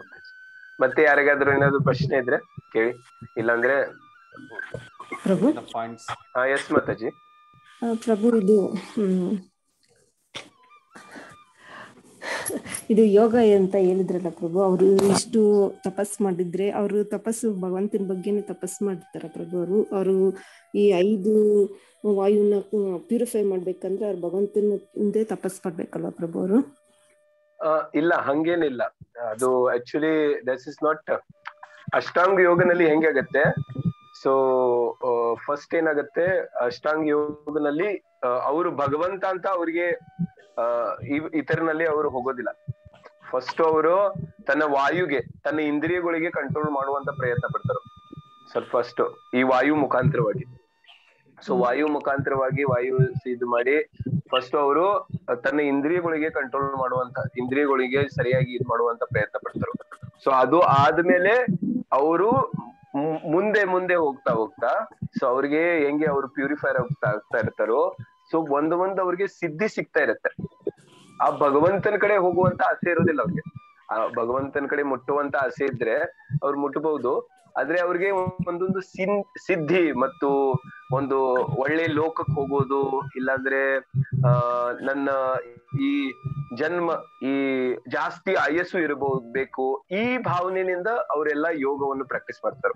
ನನ್ ಜಾಸ್ತಿ ಆಯುಸ್ ಇರ್ಬೇಕು, ಯಾವ್ದಾದ್ರು ಸಿದ್ಧಿ ಬರ್ಬೇಕು, ಇಲ್ಲಾಂದ್ರೆ ಮೇಲಿನ ಲೋಕಕ್ಕೆ ಹೋಗ್ಬೇಕು. ಇಲ್ಲೇ ಬೇಡ, ಇಲ್ಲೇ ಗಲೀಜ್ನಲ್ಲಿ ಇದ್ದೀನಿ ನಾನು, ಇಲ್ಲೇ ಏನೋ ಝೋಪಡಿನಲ್ಲಿ ಇದ್ದೀನಿ. ಝೋಪಡಿ ಸಲುವಾಗಿ ಅವ್ರೇನ್ ವಿಚಾರ ಮಾಡ್ತಾರೋ, ನಾನು ಸ್ವಲ್ಪ ಅಂಬಾನಿ ಈ ಕುಟುಂಬದಲ್ಲಿ, ಅಂದ್ರೆ ಜಸ್ಟ್ ನಾನು ಎಕ್ಸಾಂಪಲ್ ಕೊಡ್ತಾ ಇದ್ದೀನಿ, ಈ ಕುಟುಂಬದಲ್ಲಿ ನಾನು ಅವ್ರ ಮನೆಯಲ್ಲಿ ಹೋಗ್ಬೇಕು ಅಂತ. ಸೊ ಆ ತರ ವಿಚಾರ ಅಂದ್ರೆ ಇಲ್ಲಿ ಬೇಡ, ನನಗೆ ನಾನು ಸೂರ್ಯ ಲೋಕ, ಚಂದ್ರ ಲೋಕ, ಇಲ್ಲಾಂದ್ರೆ ಇಂದ್ರ, ಈ ಲೋಕನಲ್ಲಿ ಹೋಗೋಣ. ಸೊ ಈ ವಿಚಾರದಿಂದ ಈ ಯೋಗಿಗಳು ಬಹಳಷ್ಟು ಅಂದ್ರೆ 80% ಯೋಗಿಗಳು ಈ ಭಾವನೆಯಿಂದನೇ ಈ ಎಲ್ಲ ಹಠ ಯೋಗ ಇವೆಲ್ಲ ಪ್ರಾಕ್ಟೀಸ್ ಮಾಡ್ತಾರೆ. ಸೊ ಜಸ್ಟ್ ಅದರಲ್ಲಿ ಏನಾಗುತ್ತೆ, ಜಸ್ಟ್ ಅವರು ಅದು ಒಳ್ಳೆಯಿಂದ ಪ್ರಾಕ್ಟೀಸ್ ಮಾಡಿದ್ರೆ ಅವ್ರಿಗೆ ಯಾವಾಗ ಅವ್ರದ್ದು ಇಂದ್ರಿಯಗಳನ್ನು ಯಾವಾಗ ಶುದ್ಧವಾಗುತ್ತೆ, ಸೊ ಅವಾಗ ಆಟೋಮೆಟಿಕ್ಲಿ ಅವ್ರಿಗೆ ಆಗಕ್ ಸ್ಟಾರ್ಟ್ ಆಗುತ್ತೆ ಪರಮಾತ್ಮನ ಬಗ್ಗೆ. ಆದ್ರೆ ಪರಮಾತ್ಮ ಅರಿವಾಗ್ತಾ ಅವ್ರಿಗೆ ಸಿದ್ಧಿನೂ ಸಿಗೋದು ಸ್ಟಾರ್ಟ್ ಆಗುತ್ತೆ. ಸೊ ಅವಾಗ ಅವರು ಆ ಪರಮಾತ್ಮ ರಿಯಲೈಸೇಷನ್ ಸಲುವಾಗಿ ಹೋಗೋದಿಲ್ಲ. ಅವರು ಆ ಸಿದ್ಧಿಗಳನ್ನು ಇಟ್ಕೊಂಡು ತನ್ನ ಎಷ್ಟು 70% ಯೋಗ ಮಾಡಿರ್ತಾರೋ, 80% ಯೋಗ ಮಾಡ್ತಾರೆ, ಅದನ್ನು ಬಿಟ್ಬಿಡ್ತಾರೋ. ಇದು ಹಂಗೆ ಮಾಡ್ತಾರ ಅವರು. ಅದರಲ್ಲಿ ಭಗವಂತ ಇರ್ಬೇಕು ಅಂತ ಇಲ್ಲ ಅಲ್ಲೇ. ಈವನ್ ಕೆಲವರು ಆಕ್ಚುಲಿ ಭಗವಂತನೇ ಹೇಳ್ತಾನೆ, ಬಹುನಾಮ್ ಜನ್ಮನಾಮ ಅಂತ ಜ್ಞಾನವಾನ್ ಮಾಂ ಪ್ರಪದ್ಯಂತೆ ವಾಸುದೇವ ಸರ್ವಮಿತಿ ಸಮಾತ್ಮ ಸುದುರ್ಲಭ ಅಂತ. ಅಂದ್ರೆ ಯಾರು ಇನ್ ಕೇಸ್ ಕೆಲವರು ಅದನ್ನ ಸಿನ್ಸಿಯರ್ ಆಗಿ ತಗೊಂಡು ಹೋದ್ರು ಅವ್ರಿಗಾಗುವಂತ ಅಲ್ಟಿಮೇಟ್ ರಿಯಲೈಸೇಷನ್ ಬಂದ್ಬಿಟ್ಟು ಬ್ರಹ್ಮನ್ ರಿಯಲೈಸೇಷನ್. ಅವ್ರ ಅದ್ರ ಬಿಯಾಂಡ್ ಮುಂದಕ್ಕೆ ಹೋಗೋದಕ್ಕಾಗಲ್ಲ. ನಾವು ಆಲ್ರೆಡಿ ತಿಳ್ಕೊಂಡಿದೀವಿ 3 ತರ ಭಗವಂತನ ಸಾಕ್ಷಾತ್ಕಾರ ಮಾಡ್ಕೋಬಹುದು ಅಂತ. ಅಂದ್ರೆ ಭಗವಂತನ ಒಂದು ಪ್ರಭೆ ಏನಿದೆ, ಇದು ಬ್ರಹ್ಮ ಜ್ಯೋತಿ, ಆ ಒಂದು ಬ್ರಹ್ಮನ್ ರಿಯಲೈಸೇಷನ್ ಮಾತ್ರನೇ ಅವ್ರಿಗೆ ಆಗೋದು. ಅದ್ರ ಮೇಲಿರೋದು ಪರಮಾತ್ಮ ರಿಯಲೈಸೇಷನ್, ಅದ್ರ ಮೇಲಿರೋದು ಭಗವಂತನ ಒಂದು ರಿಯಲೈಸೇಷನ್. ಸೊ ಅವರು ಅದ್ರ ಕಂಪ್ಲೀಟ್ ಆಗಿ ಸಕ್ಸಸ್ಫುಲ್ ಆದ್ರೂ ಅವ್ರು ರೀಚ್ ಆಗೋದು ಅಲ್ಟಿಮೇಟ್ಲಿ ಬ್ರಹ್ಮ ಜ್ಯೋತಿವರೆಗೂ ಮಾತ್ರನೇ. ಬ್ರಹ್ಮ ಜ್ಯೋತಿಯಿಂದ ಮೇಲ್ಗಡೆ ಇರೋದು ಸ್ಪಿರಿಚುವಲ್ ವರ್ಲ್ಡ್. ಸಾವೊಂದು ಇದಕ್ಕೆ ಅವರು ಹೋಗೋದಕ್ಕೆ ಸಾಧ್ಯ ಆಗೋದಿಲ್ಲ. ಅಲ್ಲಿಗೆ ಹೋಗ್ಬೇಕು ಅಂದ್ರೆ ಅಲ್ಲಿ ಏನಾಗ್ಬೇಕು, ಎರಡು ಕನೆಕ್ಟ್ ಆಗ್ಬೇಕು. ಭಗವಂತನ ಬಗ್ಗೆ ತಿಳ್ಕೋಬೇಕು. ಅಲ್ಲಿ ಪುರುಷ ಅನ್ನೋನು ಬರ್ಲೇಬೇಕು. ಅವಾಗ್ಲೇನೆ ಅದು ಅಲ್ಲಿಂದ ಮೇಲಕ್ಕೆ ಹೋಗೋದಕ್ಕೆ ಸಾಧ್ಯ. ಅದು ಕೈಲಾಸ ಒಂದು ಲೋಕ ಇರ್ಬೋದು, ವೈಕುಂಠ ಲೋಕ ಇರ್ಬೋದು, ಗೋಲೋಕ ವೃಂದಾವನ ಇರ್ಬೋದು. ಅಲ್ಲಿ ಪುರುಷ ಅನ್ನೋವಂಥವನು ಒಂದು ಸಾಕಾರ ರೂಪ ಬರ್ಲೇಬೇಕು. ಆವಾಗ್ಲೇನೆ ನಾವು ಆ ಒಂದು ವಿರಾಜ ರಿವರ್ನ ದಾಟಿ ಮೇಲಕ್ಕೆ ಹೋಗೋದಕ್ಕೆ ಸಾಧ್ಯ. ಅವನಿಗೆ ಪರಮಾತ್ಮ ರಿಯಲೈಸೇಷನ್ ಆದ್ರೆ ಅವನು ವೈಕುಂಠ ಲೋಕಕ್ಕೆ ಹೋಗೋದು ಸಾಧ್ಯ ಆಗತ್ತೆ. ಪರಮಾತ್ಮ ರಿಯಲೈಸೇಷನ್, ಬ್ರಹ್ಮ ರಿಯಲೈಸೇಷನ್ ಆದ್ಮೇಲೆ ಪರಮಾತ್ಮ ರಿಯಲೈಸೇಷನ್ ಆದ್ರೆ ಅವನು ವೈಕುಂಠ ಲೋಕಕ್ಕೆ ಹೋಗಕ್ ಸಾಧ್ಯ ಆಗತ್ತೆ. ಅದು ತುಂಬಾ ಡಿಫಿಕಲ್ಟ್. ಅದು ಇವ್ರ ಹಠಯೋಗ ಪ್ರಾಕ್ಟೀಸ್ ಮಾಡ್ತಾರಲ್ಲ, ಸೊ ಇವ್ರಿಗೆ ತುಂಬಾ ಡಿಫಿಕಲ್ಟ್ ಇರುತ್ತೆ ಅದು. ಸೊ ಅವ್ರಿಗೆ ಎಷ್ಟಾದ್ರೂ ವರ್ಷಗಟ್ಟಲೆ ಅವ್ರು ಪ್ರಾಕ್ಟೀಸ್ ಮಾಡ್ಬೇಕು ಅದಕ್ಕೆ. ಆಕ್ಚುಲಿ ವಿಶ್ವಾಮಿತ್ರ ಇದಾರಲ್ಲ, ವಿಶ್ವಾಮಿತ್ರ ಇತರರಲ್ಲಿ ಇದಾರಲ್ಲ, ಇವರೆಲ್ಲ ಪ್ರಾಕ್ಟೀಸ್ ಮಾಡಿದವರು ಇವೆಲ್ಲ. ಸೊ ಇವೆಲ್ಲ ತಪಸ್ಸೆ, ಹಠಯೋಗ ಇವೆಲ್ಲ. ಸೊ ಅದರಿಂದ ಉದಾಹರಣೆಯಿಂದ ನಾವು ತಿಳ್ಕೊಬಹುದು ಅದು. ಸೊ ಅದು ಬಹಳ ಕಠಿಣವಾಗಿರುತ್ತೆ. ಆದ್ರೆ ಭಗವಂತ ಭಗವದ್ಗೀತೆದಲ್ಲೇ ಹೇಳಿದ್ದಾರೆ, ಈ ಒಂದು ಅಷ್ಟಾಂಗ ಯೋಗಿಗಳು ಯಾವ ರೀತಿ ಮಾಡಬೇಕು ಅಂತ. ಕಡೆಗೆ ಅವರು ಯಾರನ್ನ ಕುರಿತು ತಪಸ್ ಮಾಡ್ಬೇಕು ಅನ್ನೋದು ಹೇಳಿದ್ದಾರೆ. ಹೃದಯದಲ್ಲಿರುವಂತ ಪರಮಾತ್ಮನ ಕುರಿತು ತಪಸ್ ಮಾಡ್ಬೇಕು ಅಂತ ಹೇಳಿದ್ದಾರೆ. ಆದ್ರೆ ಅವರು ಪರಮಾತ್ಮನ ಕುರಿತು ತಪಸ್ ಮಾಡಲ್ಲ. ಏನ್ ಮಾಡ್ಬೇಕು, ನಮ್ಮ ಒಂದು ಇದನ್ನ ಇಲ್ಲಿ ನಿಲ್ಲಿಸ್ಬೇಕು. ಇಲ್ಲಿರುವಂತ ಒಂದು ಪಾಯಿಂಟ್ ಮೇಲೆ ನಾನು ಕುತ್ಕೊಂಡು ಏನ್ ಮಾಡ್ತೀನಿ, ತಪಸ್ಸನ್ನ ಮಾಡ್ತೀನಿ. ಸೊ ಈ ರೀತಿ ಅದ್ರನ್ನು ಸಹ ಕೆಲವೊಂದು ಬೇರೆ ದಾರಿಗಳನ್ನ ಹಿಡ್ಕೊಂಡು ಅವರು ಅಲ್ಟಿಮೇಟ್ಲಿ ಹೋಗೋದು ಒಂದು ಸಾಕಾರ, ಭಗವಂತನ ಒಂದು ಸಾಕಾರ ರೂಪಕ್ಕೆ ಯಾವೊಂದು ಯೋಗಿಗಳು ಹೋಗೋದಿಲ್ಲ. ಅವ್ರು ಹೋಗೋದು ಬ್ರಹ್ಮನ್ ರಿಯಲೈಸೇಷನ್ ಅಲ್ಲೇ ಅವರು ಮುಗ್ದೋಗುತ್ತೆ. ಆದ್ರೆ ಆಕ್ಚುಲಿ ಇದನ್ನ ಕರೆಕ್ಟ್ ಆಗಿ ಸಕ್ಸಸ್ಫುಲ್ ಆಗ್ಬೇಕು ಅಂದ್ರೆ ಅವರು ಪರಮಾತ್ಮನ ಒಂದು ಸ್ವರೂಪನ ಅವರು ಆ ಒಂದು ಇದ್ರಲ್ಲಿ ಇಟ್ಕೊಂಡು ಒಂದು ಅಷ್ಟಾಂಗ ಯೋಗನ ಅವರು ಆಕ್ಚುಲ್ ಆಗಿ ಪ್ರಾಕ್ಟೀಸ್ ಮಾಡ್ಬೇಕು. ಆವಾಗ ಪರಮಾತ್ಮ ರಿಯಲೈಸೇಷನ್ ಆಗುತ್ತೆ. ವೈಕುಂಠ ಧಾಮದವರೆಗೂ ಅವ್ರು ಹೋಗ್ಬೋದು.